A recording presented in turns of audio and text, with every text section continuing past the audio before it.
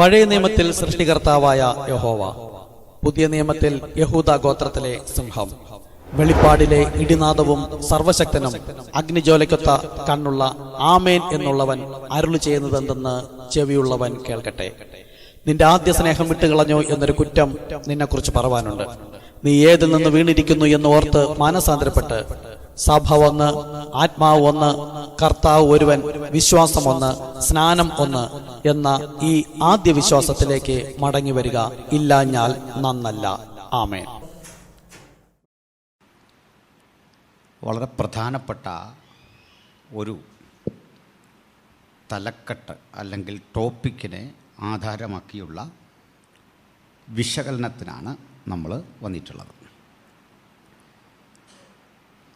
ഇതിലൊക്കെ കടക്കും മുമ്പ് ഒരു ചെറിയ മുഖവുര ആവശ്യമാണ്. സോഷ്യൽ മീഡിയ ശക്തമായിട്ടുള്ള ഒരു കാലഘട്ടം. അത് ഗുണത്തിനും ദോഷത്തിനുമായി പ്രയോജനപ്പെടുത്തുന്ന ധാരാളം ആളുകൾ. അങ്ങനെയാണെങ്കിൽ അതിനുള്ളിൽ നിന്ന് കിട്ടുന്ന വചനവിപരീതമായ പഠനങ്ങൾ, ചിന്തകൾ, അതിൻ്റെ നടുവിൽ വിശുദ്ധ തിരുവെഴുത്തിലെ ദൈവ വിശ്വാസ സംബന്ധി ആയ ത്രിയേകത്വം എന്ന ആത്മീക സത്യം ഏറെ ചോദ്യം ചെയ്യാൻ ചില ആളുകൾ തയ്യാറാകുന്ന ഒരവസരം. ആദ്യം നമുക്കിത് സംബന്ധിച്ച് അറിയേണ്ട ഒരു കാര്യം പറയാം. രണ്ട് കാര്യങ്ങൾ നമ്മുടെ പ്രഭാഷകരും അധ്യാപകരും ഒക്കെ ചേർന്ന് ആവശ്യമില്ലാത്ത ഒരു എന്താ പറയുക, ഗൗരവം, അല്ലെങ്കിൽ ഗൗരവം എന്ന പദം ശരിയല്ലെന്ന് തോന്നുന്നു, പ്രയാസമാണ് എന്ന് പറഞ്ഞു വരുത്തിയിട്ടുണ്ട്. അതിലൊന്ന് ട്രിനിറ്റി മനസ്സിലാക്കാൻ പ്രയാസമാണ്. രണ്ടാമത് പറയുന്നൊരു കാര്യം വെളിപ്പാടും ദാനിയേലും മനസ്സിലാക്കാൻ പ്രയാസമാണ്. ഇങ്ങനൊരു മുൻവിധി എന്തിനാണ് സെറ്റ് ചെയ്തത് എനിക്കറിയില്ല. അനിവാര്യമല്ലായിരുന്നു ഇത് രണ്ടും. ഈ വണ്ണസ് പെന്റക്കോസ്റ്റൽസാണ് ഇപ്പോൾ ഈ നമ്മുടെ ചർച്ചയ്ക്ക് ആധാരം. അതും എടുക്കാം, ബാക്കിയും പറയാൻ കുഴപ്പമില്ല. വിപരീത ദിശയിലേക്ക് വന്നാൽ ട്രിനിറ്റി പറയുമ്പോൾ നിങ്ങൾക്ക് കാര്യം ബോധ്യം വരും. ഇവരെന്താ പറയുന്നത്? നമ്മൾ പോലും പറയാറുണ്ട് ഇവർ പിതൃനിഷേധികളാണ്. അവർ പറയും ഞങ്ങൾക്ക് പിതാവുമുണ്ട്, പുത്രനുണ്ട്, പരിശുദ്ധാത്മാവുമുണ്ട്. നമ്മൾ പറയുന്നൊരു കാര്യമുണ്ട്, അത് നമുക്ക് പിന്നെ പറയുമ്പോൾ ബോധ്യപ്പെടും. അവർ പറയുന്നു പിതാവ് തന്നെ പുത്രൻ, പുത്രൻ തന്നെ പരിശുദ്ധാത്മാവ്. ഇത് മൂന്നും ദൈവത്തിൻ്റെ മൂന്ന് അവസ്ഥകളാണ്. അവസ്ഥ, ദൈവത്തിൻ്റെ മൂന്ന് അവസ്ഥകളാണ് പിതാവ്, പുത്രൻ, പരിശുദ്ധാത്മാവ്. ഏകദൈവം, ആ ഏകദൈവം സൃഷ്ടി നടത്തിയപ്പോൾ പിതാവായി. ആ ദൈവം മനുഷ്യനായി വന്ന് വീണ്ടെടുപ്പ് നടത്തി. ആ ദൈവം പരിശുദ്ധാത്മാവായി വന്ന് സഭയുടെ പരിപാലനത്തിൽ ഏർപ്പെട്ടു. ഇത് കേട്ടാൽ വലിയൊരു അപകടം പോലെ തോന്നില്ല, കൊള്ളാവല്ലോ എന്ന് തോന്നും അല്ലേ? പക്ഷെ വലിയൊരു അപകടമാണ്, വലിയ അപകടമാണ്. എന്താ അപകടം? അത് മൊത്തം പറയാൻ എന്നിട്ട്. അപ്പോൾ ഈ അവർ ദൈവത്തെക്കുറിച്ചുള്ള കൺസെപ്റ്റ് മനസ്സിലായോ? പിതാവ്, പുത്രൻ, പരിശുദ്ധാത്മാവ് എന്താ? ദൈവത്തിൻ്റെ മൂന്ന് അവസ്ഥകൾ. അതാണ് പറയുന്നത്. പഴയ നിയമകാലം മുതൽ ദൈവം നേരിട്ട് വഴി നടത്തിയപ്പോൾ പിശാച് വന്ന് അവരെ തെറ്റിച്ചു. തോട്ടത്തുനിന്ന് പുറത്താക്കിയെങ്കിലും വീണ്ടും കർത്താവ് തന്നെ വഴി നടത്തപ്പോൾ അവരാരും കേട്ടില്ല. പിന്നെ നോഹയെ ഉപയോഗിച്ചു, മോശയെ ഉപയോഗിച്ചു, ന്യായാധിപന്മാരെയും രാജാക്കന്മാരെയും പ്രവാചകന്മാരെയും ഉപയോഗിച്ച് വഴി നടത്തി. അവരാരും കേട്ടില്ല. അപ്പോഴെല്ലാം കർത്താവ് അവരിലൂടെ സംസാരിച്ചു. അവസാനം പറഞ്ഞു, നിങ്ങൾ മാനസാന്തരപ്പെടുക. ഓരോ കാലത്തും പറഞ്ഞു, നിങ്ങൾ മാനസാന്തരപ്പെടുവൻ, നിങ്ങൾ പാപത്തിലാണ്, ഇല്ലെങ്കിൽ മരണപ്പെട്ടു പോകുന്നു. ഒടുവിൽ ദൈവത്തിൻ്റെ വചനം അവർക്ക് കൊടുത്തുന്നു. ഇസ്രായേലിൻ്റെ രാജാവും സൈന്യങ്ങളുടെ യഹോവയും തങ്ങളുടെ വീണ്ടെടുപ്പുകാരനായ യഹോവ രാജാതി രാജാവും കർത്താതി കർത്താവുമായി ആയവൻ തന്നെ വന്ന് അവരെ രക്ഷിക്കുമെന്ന് പറഞ്ഞിരുന്നു. എന്നാലോ അവരെ പാപം മോചിച്ച് വിടുവിച്ചു പോകും. പക്ഷേ യഹോവ തന്നെ ഇറങ്ങി വന്ന് അവരെ രക്ഷിക്കുമെന്ന വചനം അവർക്ക് കൊടുത്തിരുന്നു. എന്നാൽ വന്നപ്പോൾ യേശു എന്ന പേർ വിളിക്കണമെന്ന് പറഞ്ഞു. മാത്രമല്ല യേശു വന്നപ്പോഴോ യേശുവിൻ്റെ ജനനം തന്നെ അവർക്ക് ഉൾക്കൊണ്ടില്ല. അവൻ്റെ സഹവാസം ആരോട് കൂടെ? വേശ്യമാർ, ചുങ്കക്കാർ, പൊട്ടൻ, കുരുടൻ, വ്യഭിചാരികൾ, ഭൂതഗ്രസ്തർ, ഇവരോടെല്ലാം സഹവാസമായിരുന്നു. അവർക്കത് മനസ്സിലായി. കാര്യം അവർ പ്രതീക്ഷിക്കുന്ന ദൈവം പരിശുദ്ധൻ, ദൈവം മാത്രം പരിശുദ്ധൻ. പരിശുദ്ധനായ ദൈവം ഭൂമിയിലേക്ക് ഇറങ്ങി വന്നാൽ അന്നത്തെ മഹാപുരോഹിതൻ്റെ അടുക്കൽ പോകണം, യെരുശലേം ദേവാലയത്തിൽ പോകണം. പക്ഷേ യേശു അതിൽ നിന്നെല്ലാം വളരെ വ്യത്യസ്തം. കാരണം കൊട്ടാരത്തിൽ ജനിച്ചു വന്ന് യെരുശലേമിലാണ് യേശു സ്ഥിരമായിട്ട് ജപിച്ചിരിക്കുന്നത് പോലെ ഇരുന്നു എങ്കിൽ പാപികൾ കിടക്കുന്നതെല്ലാം വഴിവെക്കില്ല. യേശു വന്നത് പാപികളെ രക്ഷിക്കുവാനാണ്. അതുകൊണ്ടാണ് പാപികൾക്ക് മോചനം ലഭിച്ചത്. നീതിമാന്മാരെന്ന് പറഞ്ഞവർക്ക് വേണമെങ്കിൽ യേശുവിൻ്റെ അടുക്കൽ വരാം. അവർ വന്നു. പക്ഷേ യേശു ആരാണെന്ന് മനസ്സിലാകാതെ തള്ളിക്കളഞ്ഞതുപോലെ തന്നെയാണ് ഇന്നും ലോകത്തെ മുഴുവൻ ക്രിസ്ത്യാനികളും. അതുകൊണ്ടാണ് ഞാൻ ഈ കാര്യം പറയാൻ വന്നത്. ശ്രദ്ധിക്കുക. അപ്പോൾ യേശുവിൻ്റെ ജനനവും വളർച്ചയും യെരുശലേമിലല്ല, മഹാപുരോഹിതന്മാരുടെ ഇടയിലല്ല. എങ്കിലും പഴയ നിയമത്തിൽ അവർക്ക് വെളിപ്പെട്ട അതേ ദൈവം തന്നെയാണോ പാപപരിഹാര മാർഗത്തിന് വന്നത് എന്നാണ് നമ്മൾ നോക്കേണ്ടത്. ദൈവവചന പ്രകാരം നോക്കുക. ഈ അന്ത്യകാലത്ത് യേശു പറഞ്ഞു, ലോകം നോഹയുടെ കാലം പോലെയും സോദോമിൻ്റെ നാളുകൾ പോലെയും. ദൈവവചനം അറിയിക്കാൻ ഒരുവനുണ്ടായിരുന്നു. ദൈവവചന സത്യം വിളിച്ചു പറഞ്ഞു കൊടുത്ത് കേട്ടിട്ടും തള്ളിക്കളഞ്ഞ ജനമാണ് 99% പേരും. ഇന്നും അതുകൊണ്ടാണ് കർത്താവിൻ്റെ നാമത്തിൽ ഈ സുവിശേഷം, സത്യസുവിശേഷം നിങ്ങളോട് അറിയിക്കുന്നത്. കേട്ടാൽ എത്ര പേര് വിശ്വസിക്കും നിങ്ങൾ തന്നെ തീരുമാനിക്കാം. ഓക്കെ. അങ്ങനെ ഇന്നോ വാതിലിടുക്കമുള്ളത്, വഴി ഞെരുക്കമുള്ളത് കണ്ടെത്തുന്നവർ ചുരുക്കം. വിളിക്കപ്പെട്ടവർ അനേകർ, സഭകളിലിരിക്കുന്നവരെല്ലാം വിളിക്കപ്പെട്ടവരാണ്. തിരഞ്ഞെടുക്കപ്പെടുന്നവരോ അതിൽ നിന്ന് ഗോതമ്പിനെ കളപ്പുരയിലേക്ക് ശേഖരിക്കുന്നവർ ചുരുക്കം. കളപ്പുരയിലും കുറേ ജനം വന്നുകൂടും. പക്ഷേ തേജസ്കരിക്കപ്പെടുന്നതോ അതിലേറെ ചുരുക്കം. നോക്കൂ, യേശുവിൻ്റെ ഇവിടെ ഉദാഹരണം 12 പേരുണ്ടായിരുന്നു. യേശു തേജസ്കരിക്കുന്ന സമയത്ത് മറുമലയിൽ പോയപ്പോൾ 3 പേരെ പോയുള്ളൂ. അവരാണ് വിശുദ്ധന്മാർ. ബാക്കി ഉറങ്ങുന്ന മണവാട്ടിയ, ഒരുവൻ അവിശ്വാസിയ, യൂദ എതിർ ക്രിസ്തു ആയിരുന്നു. അങ്ങനെയെങ്കിൽ സകല മനുഷ്യനും ഭോഷ്ക് പറയുന്നു, ദൈവം മാത്രം സത്യവാൻ. നമുക്ക് ചില വചനങ്ങൾ നമുക്ക് നോക്കാം. അതിന് നമുക്ക് യേശുവിൻ്റെ വരവ് എങ്ങനെയാണ് നോക്കാം. ലൂക്കോസ് 1:31 പറയും, നീ ഗർഭം ധരിച്ച, അത് കന്യക ഗർഭം ധരിച്ച ഒരു മകനെ പ്രസവിക്കും, അവന് യേശു എന്ന് പേരിടണം. വരുന്നത് ആരാണെന്ന് നോക്കണം, പേരെന്തിട്ടു നോക്കണം. യേശു വരുന്നത് ആരാണെന്ന് നോക്കണം. അവന് യേശു എന്ന് പേരിടണം. മത്തായി 1:21 പറയുന്നു, അവൾ ഒരു മകനെ പ്രസവിക്കും, അവൻ തൻ്റെ ജനത്തെ, അവരുടെ ഇസ്രായേൽ ജനത്തിൻ്റെ പാപങ്ങളിൽ നിന്ന് രക്ഷിപ്പാനിരിക്കൊണ്ട് നീ അവന് യേശു എന്ന് പേരിടണം. അപ്പോൾ പാപങ്ങളുടെ മോചനത്തിനുള്ള നാമം കർത്താവായ യേശു ക്രിസ്തു. അതാണ് പുതിയ നിയമസഭയിലെ സ്നാനം, പാപമോചനത്തിന്. അത് കർത്താവായ യേശു ക്രിസ്തു നാമം തന്നെ വേണം. പല സ്ഥലങ്ങളിലും പറയുന്നുണ്ട് പാപമോചനം ഒറ്റ നാമം കർത്താവായ യേശു ക്രിസ്തു. യേശു ക്രിസ്തു എന്തുകൊണ്ടാണ് കന്യകയിൽ നിന്ന് ജഡശരീരം എടുത്തു വന്നത്, രക്തത്തോടു കൂടി വന്നതെന്നാണ് നമുക്ക് ഓരോ വചനവും നമ്മൾ റിവേഴ്സിൽ നോക്കുകയാണ്. യേശുവിടെ വന്നു. പക്ഷേ ഇതിനു മുമ്പുള്ള വചനങ്ങൾ ടാലിയായി നോക്കുമ്പോൾ നമുക്ക് മനസ്സിലാകും യേശു വേറെ വ്യക്തിയാണോ അതോ സൃഷ്ടിതാവായ ദൈവം വാഗ്ദത്തം ചെയ്തിരുന്ന ആരിറങ്ങി വരുമെന്ന് പറഞ്ഞ് അവൻ തന്നെ വന്നതാണോ നമുക്ക് നോക്കാം. അപ്പോൾ എന്തുകൊണ്ടാണ് ജഡശരീരം എടുത്തത്? എബ്രായ ലേഖനം 2:14 പറയുന്നു, മക്കൾ ജഡരക്തങ്ങളോട് കൂടിയവർ ആകെ കൊണ്ട് അവനും, ആര്? മക്കളുടെ പിതാവ്. കൊച്ചച്ഛനും മാമനും അല്ല വന്നത്. മക്കൾ ജഡരക്തങ്ങളോട് കൂടിയായതുകൊണ്ട് അവനും അവരെ പോലെ ജഡരക്തങ്ങളോട് കൂടിയവനായി മരണത്തിൻ്റെ അധികാരിയായ പിശാചിനെ തോൽപ്പിക്കുന്നതിന് വേണ്ടി ഭൂമിയിൽ വന്നു. ശ്രദ്ധിക്കുക, ഇസ്രായേൽ ജനം, യേശു വന്ന സമയത്തുള്ള ഇസ്രായേൽ ജനം മക്കളുടെ പിതാവ് ആരാണെന്ന് നമുക്ക് നോക്കാം. അവരുടെ ഭർത്താവ് ആരാണെന്ന് നോക്കണം. ഓരോ കാര്യവും യഹോവയായ ദൈവം അല്ലെങ്കിൽ സൃഷ്ടികർത്താവാണ് എങ്കിൽ 2 എന്ന് വിശ്വസിച്ചാൽ പാപത്തിൽ മരിച്ചിരിക്കുന്നു, 1 എന്ന് വിശ്വസിക്കുന്നവനാണ് ദൈവവിശ്വാസി. അവൻ ഈ നാമത്തിൽ കർത്താവ് യേശു ക്രിസ്തു നാമത്തിൽ സ്നാനപ്പെടുക തന്നെ വേണം. യോഹന്നാൻ 1:11 ഒരു വചനം പറയുന്നു, അവൻ സ്വന്തത്തിലേക്ക് വന്നു, സ്വന്തമായവരോ അവനെ കൈക്കൊണ്ടില്ല. നോക്കൂ, ഇസ്രായേൽ ജനത്തിൻ്റെ ഇടയിലേക്ക് വന്നത് ആരാണ്? സ്വന്തമായവൻ. അങ്ങനെയെങ്കിൽ സ്വന്തമായവർ അവനെ തള്ളി. ആരെ തള്ളി? സ്വന്തമായവരെ. വെറുതെ ഇതുവരെ നമ്മൾ അങ്ങനെയാണ് പഠിച്ചിരുന്നത്. യേശുക്രിസ്തു വന്നു, വിശ്വസിച്ചില്ല, തള്ളി. അങ്ങനെയല്ല, സ്വന്തമായവൻ സ്വന്തമായവരുടെ ഇടയിലേക്ക് വന്നുവെങ്കിൽ ഇസ്രായേൽ ജനത്തെ സ്വന്തമായി തിരഞ്ഞെടുത്തത് ആരാണ്? ഇവരുടെ സ്വന്തമായവൻ ആരാണെന്നാണ് നമ്മൾ അറിയേണ്ടത്. വെളിപ്പാടിനാൽ ബൈബിളിൽ കിടക്കുന്നുണ്ട്, ഇതെല്ലാം വെളിപ്പെടുത്തി തരികയാണ്. അത് വിശ്വസിക്കുന്നുണ്ടെങ്കിൽ ആ വചന ദൈവിക വെളിപ്പാടിനോടൊപ്പം നിൽക്കണം. എൻ്റെ പാസ്റ്റർ, എൻ്റെ പുരോഹിതൻ, എൻ്റെ സഭ, എൻ്റെ ബന്ധുമിത്രാദികൾ, ചാർച്ചകൾ, എൻ്റെ വീട്, എൻ്റെ ആഹാരം, എൻ്റെ ജോലി, എൻ്റെ ഡിഗ്നിറ്റി, എൻ്റെ സൗഭാഗ്യം നോക്കുന്നുവെങ്കിൽ നിങ്ങളുടെ വയറാണ് നിങ്ങളുടെ ദൈവം. ദൈവത്തിൻ്റെ വെളിപ്പാടിനോടൊപ്പം നോക്കുക. അതുകൊണ്ടാണ് യേശു പറഞ്ഞത്, ആമേൻ ആമേൻ, യോഹന്നാൻ 8:58, ഞാൻ നിങ്ങളോട് പറയുന്നു, അബ്രഹാം ജനിച്ചതിന് മുമ്പേ ഞാനുണ്ട്. അപ്പോൾ അവർ കല്ലെറിഞ്ഞതുപോലെ. ഇന്ന് കല്ലെറിയുന്നവരാണോ അത് സ്വീകരിക്കുന്നവരാണോ നോക്കുക. ഇസ്രായേൽ ജനത്തിൻ്റെ വീണ്ടെടുപ്പുകാരനോ രക്ഷിതാവോ ആരാണ് വന്നത്? ഇസ്രായേൽ ജനത്തിൻ്റെ ഇടയിലേക്കാണ് വന്നത്. പഴയ നിയമത്തിൽ പറഞ്ഞിരുന്നത് യഹോവ ഇറങ്ങി വരുമെന്നാണ്, ദൈവം തന്നെ ഇറങ്ങിയത്. നോക്കൂ, യെശയ്യാ പ്രവാചകന്റെ പുസ്തകം 35:4, മനോഭീതിയുള്ളവരോട് ധൈര്യപ്പെടുവിൻ, ഭയപ്പെടേണ്ട, ഇതാ നിങ്ങളുടെ ദൈവം, പ്രതികാരവും ദൈവത്തിൻ്റെ പ്രതിഫലവും വന്നു, അവൻ വന്നു നിങ്ങളെ രക്ഷിക്കുമെന്ന് പറയുവിൻ. യെശയ്യാ പ്രവാചകൻ 35:4. യഹോവ സൃഷ്ടിതാവായ കർത്താവ് ദൈവം, യഹോശുവ മശിഹായ്ക്ക് ഷോർട്ട് ഫോമാണ് യഹോവ. ഓക്കെ, അപ്പം കർത്താവ്, സൃഷ്ടികർത്താവ്, ലോകത്തിൻ്റെ സൃഷ്ടികർത്താവ് തന്നെ ഇറങ്ങി വന്ന് അവരെ പാപത്തിൽ നിന്ന് രക്ഷിക്കുമെന്നാണ് പറഞ്ഞത്. വന്നതാരും നോക്കണം, വന്നപ്പോൾ ജഡശരീരം നോക്കിയിട്ട് ജഡീക മനുഷ്യർ വേറെ എന്ന് പറഞ്ഞതുപോലെ തന്നെയാണ് ഭൂമിയിലെ എല്ലാ സഭകളും 99% എന്ന് കാണുന്നത്. അതിൽ നിന്നൊരു മാറ്റം വരുവാനാണ് ഞാനിത് അറിയിക്കുന്നത്.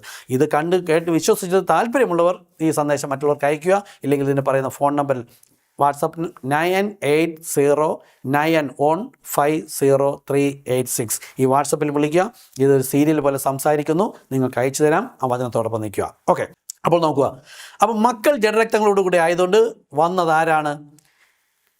അബ്രഹാം. നമുക്ക് ഇസ്രായേൽ മക്കളാരും നോക്കാം. അബ്രഹാം, ഇസഹാക്ക്, യാക്കോബ്. ഉൽപ്പത്തി 32:26 മുതൽ യാക്കോബ് ദൂതനോട് മല്ലടിച്ചു. അബ്രഹാമിനെ വിളിച്ച്, ഇസഹാക്കിനെ വിളിച്ച്, യാക്കോബിനെ വിളിച്ചു. യാക്കോബ് ദൂതനോട് മല്ലിട്ട്, അതായത് ദൈവത്തോട് ദൂതനോട് മല്ലിട്ട് ജയിച്ചത് കൊണ്ട് നിന്റെ പേർ യാക്കോബ് എന്നല്ല, ഇനി മുതൽ ഇസ്രായേൽ എന്ന് വിളിക്കും. അപ്പോൾ ഇസ്രായേൽ ജനം ആരാണ് നോക്കുക? ദൈവം തിരഞ്ഞെടുക്കുകയാണ്. പുറപ്പാട് പുസ്തകം 4:22. നീ ഫറവോനോട് യഹോവ ഇപ്രകാരം അരുളി ചെയ്യുന്നു, ഇസ്രായേൽ എൻ്റെ പുത്രൻ. ഞാൻ പഴയ നിയമം മുതലേ നിങ്ങൾക്ക് പഠിപ്പിച്ചു വരെയാണ്. വളരെ ശ്രദ്ധയോടെ കേട്ട് ആത്മാവിൽ കത്തിക്കൊണ്ടിരിക്കുന്നുവെങ്കിൽ മാത്രം നിങ്ങൾ ദൈവജനം, ആത്മാവിനാൽ. അല്ല, ഇത് കേൾക്കുമ്പോഴേ എതിർത്ത് നിൽക്കുന്നുവെങ്കിൽ ആരാണ് ക്രിസ്തുവിൻ്റെ വെളിപ്പാട്ടിനെതിരെ നിൽക്കുന്നത്? ഈ സത്യം മനസ്സിലായി. ഞാൻ ഈ സത്യം മനസ്സിലായപ്പോൾ എൻ്റെ പുരോഹിതനോട് പറഞ്ഞപ്പോൾ പുരോഹിതൻ പറഞ്ഞത്, പിശാചാണ് സംസാരിച്ചിരിക്കുന്ന സഹോദര, യേശു ക്രിസ്തു നമ്മൾ സ്ഥാനപ്പെടരുത്. ഞാനവിടെ വിട്ടു. എനിക്ക് വചനമാണ് വലുത്. കാര്യം സഭയല്ല സ്വർഗത്തിൽ കൊണ്ടുപോകുന്നത്, വചനമാണ് സ്വർഗത്തിൽ കൊണ്ടുപോകുന്നത്. അതുകൊണ്ട് ഞാൻ വചനത്തോടൊപ്പം ചേർന്ന് നിന്നു. ഇവിടെ നോക്കുക, ഇസ്രായേലിനെ തിരഞ്ഞെടുക്കുന്നത്. പുറപ്പാട് 4:22. ഫറവോനോട് പറ, യഹോവ ഇപ്രകാരം അരുളി ചെയ്യുന്നു, ഇസ്രായേൽ എൻ്റെ പുത്രൻ, എൻ്റെ ആദ്യജാതൻ തന്നെ. 2-3 വായ്മൊഴിയാൽ ഏത് കാര്യം ഉറപ്പിക്കാം. അടുത്ത് ആവർത്തനം 14:1. നിങ്ങൾ നിങ്ങളുടെ ദൈവമായ യഹോവയ്ക്ക് മക്കളാകുന്നു. ദൈവമായ കർത്താവിന് ഇസ്രായേൽ ജനം മക്കളാകുന്നു. നിന്റെ ദൈവമായ യഹോവയ്ക്ക് നീ വിശുദ്ധ ജനമല്ലോ. ശ്രദ്ധിക്കുക, ഭൂതലത്തിലുള്ള സകല ജാതികളിലും വെച്ച് തനിക്ക് സൃഷ്ടികർത്താവിന് സ്വന്തമായിരിക്കാൻ യഹോവ നിന്നെ തിരഞ്ഞെടുത്തു. അതായത് സൃഷ്ടികർത്താവ് ഇസ്രായേലിനെ തിരഞ്ഞെടുക്കുന്നു സ്വന്തമായിരിക്കുവാൻ. 2 വായ്മൊഴി വേണം. ഒരു വായ്മൊഴിയുടെ ആവർത്തനം 7:6. നിന്റെ ദൈവമായ യഹോവയ്ക്ക് നീ വിശുദ്ധ ജനമാകുന്നു. ഭൂതലത്തിലുള്ള സകല ജാതികളിലും വച്ച് നിന്നെ തനിക്ക് സ്വന്തമായിരിക്കേണ്ടതിന് നിന്റെ ദൈവമായ കർത്താവ് നിന്നെ തിരഞ്ഞെടുത്തിരിക്കുന്നു. ഇസ്രായേൽ ജനത്തിൻ്റെ സ്വന്തമായി ഇരിക്കാൻ, ഇസ്രായേൽ ജനം ദൈവത്തിൻ്റെ സ്വന്തമായിരിക്കാൻ ദൈവം തിരഞ്ഞെടുത്ത കൂട്ടരാണ് ഇസ്രായേൽ ജനം. അതുകൊണ്ടാണ് ഇസ്രായേൽ ജനം അവൻ സ്വന്തമായവരിലേക്ക് വന്നു, സ്വന്തമായവരോ തള്ളിക്കളഞ്ഞു. ആരാണ്? ദൈവമായ കർത്താവാണ് ഇസ്രായേലിനെ സ്വന്തമെന്ന് തിരഞ്ഞെടുത്തത്. അവനാണ് അനുസരിക്കുന്നത് എൻ്റെ പുത്രൻ. മക്കൾ, ഈ മക്കൾ എന്ന ഇസ്രായേൽ ജനത്തിൻ്റെ ഇടയിലേക്ക് വന്നത് ആ സൃഷ്ടികർത്താവായ യഹോവയായ ദൈവം. പക്ഷെ വന്നപ്പോൾ മന്ദിരത്തിലേക്ക് വന്നു, ശരീരത്തിൽ വന്നു. അവർക്ക് മനസ്സിലായില്ല. പേർ ഇമ്മാനുവേൽ എന്ന് വിളിക്കുന്നു പറഞ്ഞു, യേശു എന്ന് പറഞ്ഞു. അപ്പോഴും മനസ്സിലായതാരാ? പാപികൾക്ക് മനസ്സിലായി. ഇങ്ങനെ ഇറങ്ങി വന്ന യേശു, വിശുദ്ധന്മാരെന്ന് പറഞ്ഞാൽ പള്ളിപ്രമാണിമാർ, പരീശന്മാർ, ശാസ്ത്രിമാർ, സന്നദ്ധ സംഘം, സദൂക്യർ, രാജാക്കന്മാർ, അല്ലെങ്കിൽ തലനാരിഴകീറി ദൈവവചനം പഠിച്ച് ധ്യാനിച്ചും ഇരുന്നവർ യേശുവിനെ ബേൽസബൂൽ എന്ന് വിളിച്ചു. യേശു ആരാണ്? ഇപ്പോൾ പറഞ്ഞ യഹോവയായ കർത്താവ്, ദൈവമായ കർത്താവ് തന്നെ യേശു എന്ന. നമുക്ക് പരിശുദ്ധാത്മാവിലല്ലാതെ യേശു, മനുഷ്യപുത്രൻ, യേശുവിനെ കർത്താവ്, സൃഷ്ടികർത്താവ് എന്ന് പറയാൻ കഴിയില്ല. യേശുവിനെ കർത്താവെന്ന് വിളിച്ചാരാ? ആ സിറോഫനിക്കൽ സ്ത്രീ മക്കളുടെ അപ്പം എടുത്ത് നായ്ക്കുട്ടികൾക്ക് ഇട്ടുകൊടുത്തില്ലെന്ന് പറഞ്ഞാൽ അവൾ വിളിച്ച് കർത്താവേ. ബർത്തിമായി യേശു യെരുശലേമിൽ നിന്ന് എരിഹോയിലേക്ക് പോകുന്ന വഴിയിൽ, എരിഹോയിൽ നിന്ന് യെരുശലേമിലേക്ക് പോകുന്ന വഴിവെക്കിലിരുന്ന് ബർത്തിമായി കുരുടനാ. അവൻ വിളിച്ചു കർത്താവേ. മാത്രമല്ല അവൻ വേറൊരു വെളിപ്പാട് കൂടെ കണ്ടു, ദാവീദ് പുത്ര. നോക്കൂ, മനുഷ്യപുത്രൻ, ദാവീദ് പുത്രൻ, ദൈവപുത്രൻ. ഇത് മൂന്ന് ശുശ്രൂഷയാണ്. യേശു വന്ന സമയത്ത് മനുഷ്യപുത്രൻ്റെ ശുശ്രൂഷയാണ് ചെയ്യുന്നത്. ദാവീദ് പുത്രൻ്റെ ശുശ്രൂഷ 1000 ആണ്ട് ആഴ്ചയിൽ ചെയ്യേണ്ടതാ. ബർത്തിമായി ലോകത്തിൻ്റെ കാഴ്ചയില്ലാത്തവൻ, പക്ഷേ അവൻ ആത്മക്കണ്ണ് തുറന്നവനായിരുന്നു. ഈ വരുന്നവൻ സൃഷ്ടികർത്താവാണ്. അവനെ വിളിച്ചിരു കർത്താവേ. പിന്നെയോ നീ തന്നെയാണ് ദാവീദിൻ്റെ സിംഹാസനത്തിൽ ഇരിക്കാൻ പോകുന്നവൻ എന്ന് ദാവീദ് പുത്ര എന്ന് വിളിച്ചപ്പോൾ യേശുവിന് നിൽക്കാതിരിക്കാൻ കഴിയുമോ? യേശു നിന്ന് ചോദിച്ചു. മറ്റൊരു പറഞ്ഞു മിണ്ടരുതെന്ന്. ഒരുവൻ പാപി, ഈ സഭകൾ മുഴുവൻ തള്ളിക്കളഞ്ഞിരുന്ന പാപി വിളിച്ചിരിക്കുന്നു കർത്താവേ, ദാവീദ് പുത്ര. ഭൂതഗ്രസ്തൻ വിളിച്ചു, ബർത്തിമായി വിളിച്ചു, ചുങ്കക്കാർ വിളിച്ചു, വേശ്യയായ സ്ത്രീകൾ വിളിച്ചു. യേശുവിനെ കർത്താവ് ഒരു പള്ളിപ്രമാണിമാരും വിളിച്ചില്ലെങ്കിൽ ഒന്ന് സഭാപ്രസംഗി 1:9 പറയുന്നത് പോലെ പണ്ടുണ്ടായിരുന്നത് എന്നും ഉണ്ടാകുള്ളൂ. ഇന്നും സകല സഭകളും ഇത് 3 വ്യക്തിയാക്കിയിട്ട് ഇത് യേശുവിനെ ഒരിക്കലും ഈ പുത്രൻ തന്നെയാണ് പരിശുദ്ധൻ വിശ്വസിക്കില്ല. യേശു തന്നെയാണ്. നമ്മൾ ഏതെങ്കിലും പാപികൾ, ആത്മാവിൽ ദരിദ്രനായവർ ഉണ്ട് എങ്കിൽ അവർക്ക് മാത്രമേ മനസ്സിലാവുകയുള്ളൂ. ജ്ഞാനികൾക്കും വിവേകികൾക്കും ദൈവം തൻ്റെ മർമ്മം മറച്ചു വച്ചിരിക്കുകയാണ്. നിങ്ങൾ ഈ ദൈവിക വചന സത്യം വെളിപ്പെടുമ്പോൾ ഓടിപ്പോയി, നമുക്കങ്ങനെ ചെയ്യാറില്ല, ആദ്യം പോയി ഇത് വെളിപ്പെടാത്ത പുരോഹിതനോടും വിശ്വാസിയോടും ചോദിക്കരുത്. ഞാൻ ചോദിച്ച അനുഭവം ഇതിപ്പം 13 വർഷമായി ഞാനിത് പറഞ്ഞുകൊണ്ടിരിക്കുന്നു. അനേകർ വന്നു, പുരോഹിതനോ വിശ്വാസികൾ പറയുന്നത് കേട്ട് പോകുന്നവരുണ്ട്. എന്നാൽ അവരോട് ചോദിച്ചിട്ടും അവർ വിശ്വസിക്കരുതെന്ന് പറഞ്ഞാലും മുട്ടുമടക്കി കർത്താവിനോട് ചോദിച്ചു, വെളിപ്പെട്ട് തിരിച്ചു വിളിച്ചു, കർത്താവിൻ്റെ നാമത്തിൽ അവർ സ്നാനപ്പെട്ടു, യേശുക്രിസ്തു നാമത്തിൽ. നിങ്ങളും മനസ്സിലാവുന്നുവെങ്കിൽ വിളിക്കുക. അപ്പോൾ പാപികൾക്ക് മാത്രമാണ് യേശു കർത്താവ് എന്ന് വിളിച്ചതെങ്കിൽ ഇന്നും ഈ പിതാവിൻ്റെ പുത്രൻ്റെ പരിശുദ്ധാത്മാ നമ്മൾ സ്നാനപ്പെടാൻ പറഞ്ഞാൽ അത് കർത്താവ് യേശു ക്രിസ്തു എന്ന് മനസ്സിലാകണമെങ്കിൽ നിങ്ങൾ ആദ്യം ഒരു പാപിയെന്ന് നിങ്ങൾ അംഗീകരിക്കണം. ഞാൻ പണ്ഡിതനാണ്, ജ്ഞാനിയാണ്, എൻ്റെ പുരോഹിതൻ വലിയ ജ്ഞാനമുള്ളവനാണ്, എനിക്ക് ബന്ധുക്കളുണ്ട്, ശാസ്ത്രക്കാരുണ്ട്, സഭയുണ്ട്, പുരോഹിതനുണ്ട്, പാരമ്പര്യമുണ്ടെന്ന് പറഞ്ഞാൽ അതാണ് നിങ്ങളുടെ ദൈവം, വെളിപ്പെടില്ല. ഓക്കെ, അപ്പോൾ ഇസ്രായേൽ ജനത്തെ സ്വന്തമായി തിരഞ്ഞെടുത്തത് യഹോവ. വാക്യം ഓക്കെ. അതുകൊണ്ടാണ് അവൻ യോഹന്നാൻ 1:11 അവൻ സ്വന്തത്തിലേക്ക് വന്നു, സ്വന്തമായവരോ അവനെ കൈക്കൊണ്ടില്ല. മനസ്സിലായോ യേശു ക്രിസ്തു ആരാണ്? ശരീരം നോക്കിയിട്ട് വേറെ എന്ന് പറഞ്ഞാൽ നോക്കൂ, അവനെ പുത്രൻ എന്ന് പറഞ്ഞില്ലേ, പിതാവിനോട് പ്രാർത്ഥിച്ചില്ലേ? അവൻ വന്നത് നമ്മുടെ മുമ്പിൽ ഒരു വെളിപ്പാട് തരാനാ, ദൈവം എങ്ങനെയുള്ളവനാണെന്നും ഒരു ക്രിസ്തു വിശ്വാസി എങ്ങനെയാണ് ദൈവത്തെ അനുസരിക്കേണ്ടതെന്നും അപ്പോൾ എങ്ങനെ പീഡയുണ്ടാവും, ഉപദ്രവം ഉണ്ടാവും, അപ്പോൾ എങ്ങനെ പ്രാർത്ഥിക്കണം. ഇന്നത്തെ പുരോഹിതന്മാർ ഇതെല്ലാം കേട്ട ശേഷം നിങ്ങളിന്ന് പറഞ്ഞു നോക്കുക, ആ പുരോഹിതൻ നിങ്ങൾ അവിടെ നിന്ന് അടിച്ച് പുറത്തിറക്കും. യേശുക്രിസ്തു നാമത്തെ സാധനം കൊണ്ടുവന്നിരിക്കുന്നു. എന്നെയും ഞങ്ങൾ ഈ ട്രാക്റ്റ് കൊടുക്കാൻ 4 ലക്ഷത്തിലധികം ട്രാക്റ്റ് അടിച്ച് 13 വർഷത്തിൽ ഇവിടെ വന്ന ശേഷം അനേക സഭകൾ കൊണ്ട് ഒത്തിരി പ്രശ്നങ്ങൾ ഉണ്ടായിട്ടുണ്ട്. പിടിച്ച് കളുകയും അടിക്കുകയും ഉപദ്രവിക്കുകയും ഒക്കെ ചെയ്തിട്ടുണ്ട്. യേശുക്രിസ്തു നാമം കേൾക്കുമ്പോൾ ആ കൺവെൻഷനോ മീറ്റിങ്ങോ അല്ലെങ്കിൽ ചർച്ചാലയനോ കഴിഞ്ഞ് ഇറങ്ങി വരുമ്പോൾ യേശുവിനെ തന്നെ പുകഴ്ത്തി പാടിയിട്ട് സ്തോത്രം പറഞ്ഞിട്ട് ഇറങ്ങി വരുമ്പോൾ ആ നാമം വെച്ച് കൊടുക്കുമ്പോൾ ഉടൻ തന്നെ അവരെ ഉള്ളിൽ ഏത് ആത്മാവെന്ന് വെളിപ്പെടെയാണ്. ഇപ്പോൾ തന്നെ ഇത് കേൾക്കുമ്പോൾ അനേകർ വിട്ടുപോകാം. ജാഗ്രതയോടെ അന്വേഷിക്കുന്നവനെ കണ്ടെത്താൻ പറ്റുള്ളൂ. ഇസ്രായേൽ ജനം എന്ന മക്കളുടെ പിതാവ് ആരാണെന്ന് നമ്മൾ നോക്കുന്നത്. യെശയ്യാ പ്രവാചകൻ 63:16 പറയുന്നു, നീയോ യഹോവേ ഞങ്ങളുടെ പിതാവാകുന്നു, യുഗാരംഭം മുതൽ ഞങ്ങളുടെ വീണ്ടെടുപ്പുകാരൻ. ഇനി മറ്റൊരു ഇണവചനം യിരെമ്യാ പ്രവാചകന്റെ പുസ്തകം 31:9 പറയുന്നു, അവർ കരഞ്ഞുകൊണ്ടുവരും, യാചിക്കുന്നവരായി ഞാൻ അവരെ കൊണ്ടുവരും, അവർ ഇടറിപ്പോകാത്ത നിരപ്പുള്ള വഴിയിൽ ഞാൻ അവരെ നീർത്തോടുകൾക്കരികെ നടത്തും, ഞാൻ ഇസ്രായേലിന് പിതാവും എഫ്രൈം എൻ്റെ ആദ്യജാതനം. നോക്കൂ, വീണ്ടും ഇസ്രായേൽ ജനത്തിൻ്റെ പിതാവ്. നോക്കൂ, മക്കൾ ജഡരക്തങ്ങളോടുകൂടി ആയതുകൊണ്ട് പിതാവാണ് വന്നത് എന്ന് തെളിയിക്കാൻ, 2-3 വ്യക്തി അല്ല എന്ന് തെളിയിക്കാനാണ് ഇത്രയും വചനങ്ങൾ എടുക്കുന്നത്. മലാഖി 2:10 പറയുന്നു, നമുക്കെല്ലാവർക്കും ഒരു പിതാവല്ലോ ഉള്ളത്, ഒരു ദൈവം തന്നെയല്ലയോ നമ്മളെ സൃഷ്ടിച്ചത്. കണ്ടോ, സകലത്തിൻ്റെ സൃഷ്ടിതാവ് ഒരു പിതാവ്, അവൻ തന്നെയാണ് സൃഷ്ടികർത്താവായ ദൈവം, അവൻ തന്നെയാണ് പിതാവ്. അപ്പോൾ നമുക്ക് ഒരു കാര്യം നോക്കാം. കന്യകയിലൂടെ എടുത്ത ജഡശരീരം നോക്കൂ, ഇവിടെ പുത്രൻ എന്ന് പറഞ്ഞാൽ ദൈവത്തിൻ്റെ സൃഷ്ടിയാണ്. ഗബ്രിയേൽ ദൂതൻ മറിയോട് വന്ന് പറഞ്ഞ അത്യുന്നതൻ്റെ ശക്തി നിൻ്റെ മേൽ നിഴലിടും, ആകയാൽ ജനിക്കുന്ന വിശുദ്ധ പ്രജ ദൈവത്തിൻ്റെ പുത്രൻ എന്ന് വിളിക്കപ്പെടും. അപ്പോൾ ദൈവത്തിൻ്റെ സൃഷ്ടിയാണ് കന്യകയുടെ ഉദരത്തിൽ ഒരു ജഡശരീരം, വെറും ഒരു ജഡശരീരം മാത്രമാണ്. അതാണ് 1 യോഹന്നാൻ 4:2 പറയുന്നത്, യേശു ക്രിസ്തു ജഡത്തിൽ വന്നു എന്ന് വിശ്വസിക്കുന്നവൻ മാത്രമാണ് ദൈവത്തിൻ്റെ ആത്മാവ് വ്യാപരിച്ചവൻ. അതായത് അബ്രഹാമിന് മുമ്പേ ഞാൻ ഉണ്ട്. അപ്പോൾ സൃഷ്ടികർത്താവ്, അബ്രഹാമിന് മുമ്പേ ഉള്ള സൃഷ്ടികർത്താവായ യഹോവയെ ദൈവം തന്നെയാണ് ഇസ്രായേൽ ജനം മക്കളുടെ അടുക്കലേക്ക് ഇറങ്ങി വന്നത്. ഇനി അവൻ തന്നെയാണ് പിതാവും സ്വന്തമായെന്ന് നമുക്ക് മനസ്സിലായി. ഇനി ആരാണ് ഈ ഇറങ്ങി വന്നതെന്നുള്ള വീണ്ടും നമ്മൾ വചനം പരിശോധിക്കുകയാണ്. എന്തുകൊണ്ട് ജഡശരീരത്തിൽ വന്നു? മലാഖി 3:1 പറഞ്ഞു, നിങ്ങൾ അന്വേഷിക്കുന്ന നിയമദൂതനും കർത്താവുമായവൻ. അപ്പോൾ അവർ ഏത് കർത്താവിനെ അന്വേഷിച്ചത്? യെശയ്യാ പ്രവാചകൻ നമ്മൾ കണ്ടു, 34-ാമത്തെ അധ്യായത്തിലും 25-ലും നമ്മൾ കണ്ട്, അവരുടെ രക്ഷിതാവും വീണ്ടെടുപ്പുകാരനും സൃഷ്ടികർത്താവുമായ ദൈവം തന്നെ ഇറങ്ങി വന്ന് അവരെ രക്ഷിക്കുമെന്ന് പറഞ്ഞപ്പോൾ നിങ്ങൾ അന്വേഷിക്കുന്ന കർത്താവും നിയമദൂതനുമായവൻ പെട്ടെന്ന് തൻ്റെ മന്ദിരത്തിലേക്ക് വന്നു. മലാഖി 3:1. അപ്പോൾ മന്ദിരം എന്ന് പറഞ്ഞപ്പോൾ അവരുടെ വ്യാഖ്യാനം, ഇന്ന് എല്ലാവരും വചനത്തെ തെറ്റായി വ്യാഖ്യാനിക്കുന്നത് പോലെ അവർ വ്യാഖ്യാനിച്ചിരുന്നത് യെരുശലേം ദേവാലയത്തിൽ വരുമെന്നായിരുന്നു. പക്ഷേ വന്നപ്പോഴോ മന്ദിരം, ശരീരം, കന്യക ഗർഭിണിയ ഒരു ശരീരത്തെ എടുത്തു. ആ ശരീര സൃഷ്ടി എന്ന ശരീരമാണ് പുത്രൻ.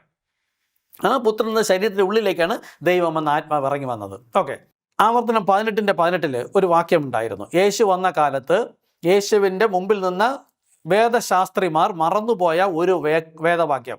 ഇന്ന് അപ്പോസ്തല പ്രവൃത്തി മുതലുള്ള ദൈവത്തിൻ്റെ വചനം വിശ്വസിച്ച് പ്രമാണിച്ചനുസരിക്കണമെന്ന് യേശു പറഞ്ഞ വാക്യം മറന്നതുപോലെ പഴയ നിയമത്തിൽ അവർ മറന്ന വചനം ഏതാണ്?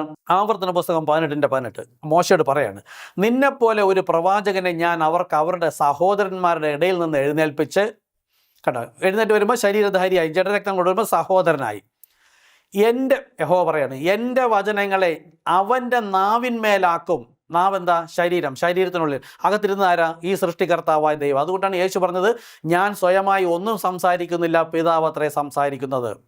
പിതാവ് ചെയ്ത് കാണുന്നതല്ലാതെ പുത്രൻ സ്വന്തമേ. അത് ശരീരത്തിനൊന്നും ചെയ്യാൻ കഴിയില്ല. അതിപ്പോൾ ഞാൻ പോൾരാജ്, പുത്രൻ എന്ന് പറയുന്നത് എൻ്റെ ഈ ബോഡിയാണ്. ഈ ബോഡിക്കുള്ളിലാണ് ആത്മീക മനുഷ്യൻ, ഇന്നർ മാൻ ഇരിക്കുന്നത്. അതുപോലെ യേശു കന്യകയിൽ മറിയയിൽ നിന്ന് എടുത്ത ജഡശരീരം, ദൈവത്തിൻ്റെ വചനത്താൽ ഉരുവാക്കിയ ജഡശരീരത്തിലിരുന്ന സൃഷ്ടികർത്താവായ ദൈവം എൻ്റെ വചനങ്ങളെ അവൻ്റെ നാവിന്മേലാക്കും. എന്നിട്ടോ, ഞാൻ അവനോട് കൽപ്പിക്കുന്നതൊക്കെയും അവൻ അവരോട് പോയി. ആ ശരീരത്തിൽ ഇരുന്നു കൊണ്ട് ദൈവം ഇവിടെ അവനെന്ന് പറഞ്ഞിരിക്കുന്നു എന്നതുകൊണ്ട് വേറെ വ്യക്തി എന്നല്ല.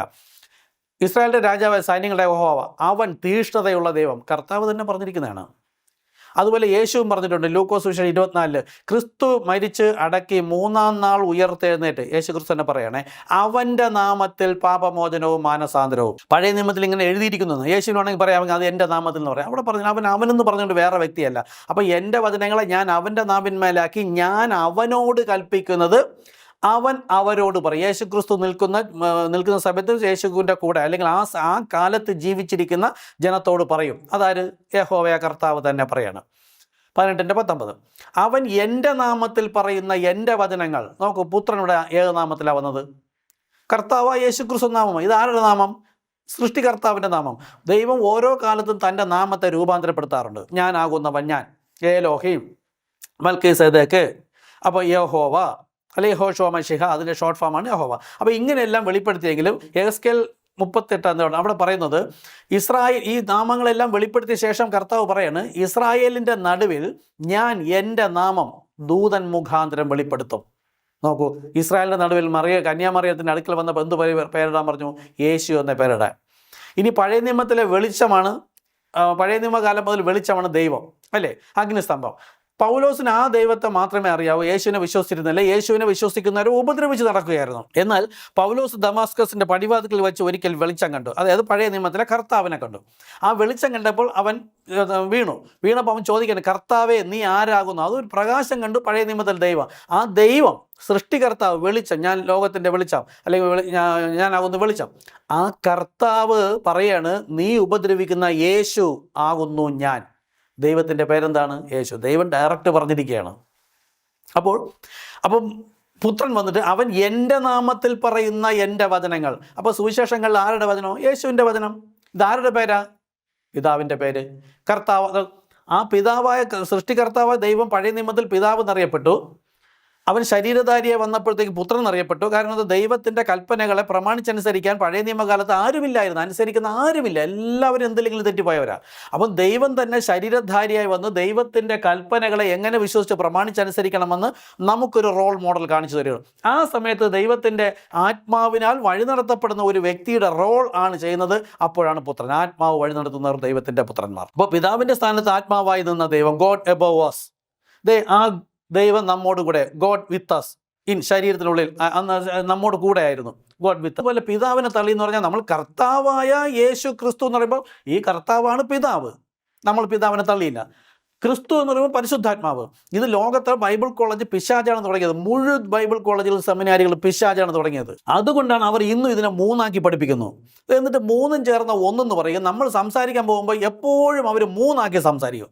1 എന്ന് പറഞ്ഞ് സംസാരിച്ചാലും പിന്നെ അതിനെ 3 അത് അവരുടെ ഉള്ളിൽ ആത്മാവ് അതിനെ വലിച്ചു നീട്ടുകയാണ് ദൈവത്തെ അപമാനിക്കാനായിട്ട്. ഓക്കെ, അപ്പോൾ നിങ്ങളെങ്ങനെ ശ്രദ്ധിക്കുക, എൻ്റെ വചനങ്ങളെ ഞാൻ അവൻ്റെ നാവിന്മേലാക്കി ഞാൻ അവരോട് കൽപ്പിക്കുന്ന എൻ്റെ വചനം യാതൊരുത്തനും കേട്ടില്ലെങ്കിൽ ചോദിക്കുന്നതും ദൈവം. ഈ ഒരൊറ്റ വാക്യമാണ് യേശുവിൻ്റെ കാലത്തുള്ള സകല ജനങ്ങൾ മറന്നുപോയത്.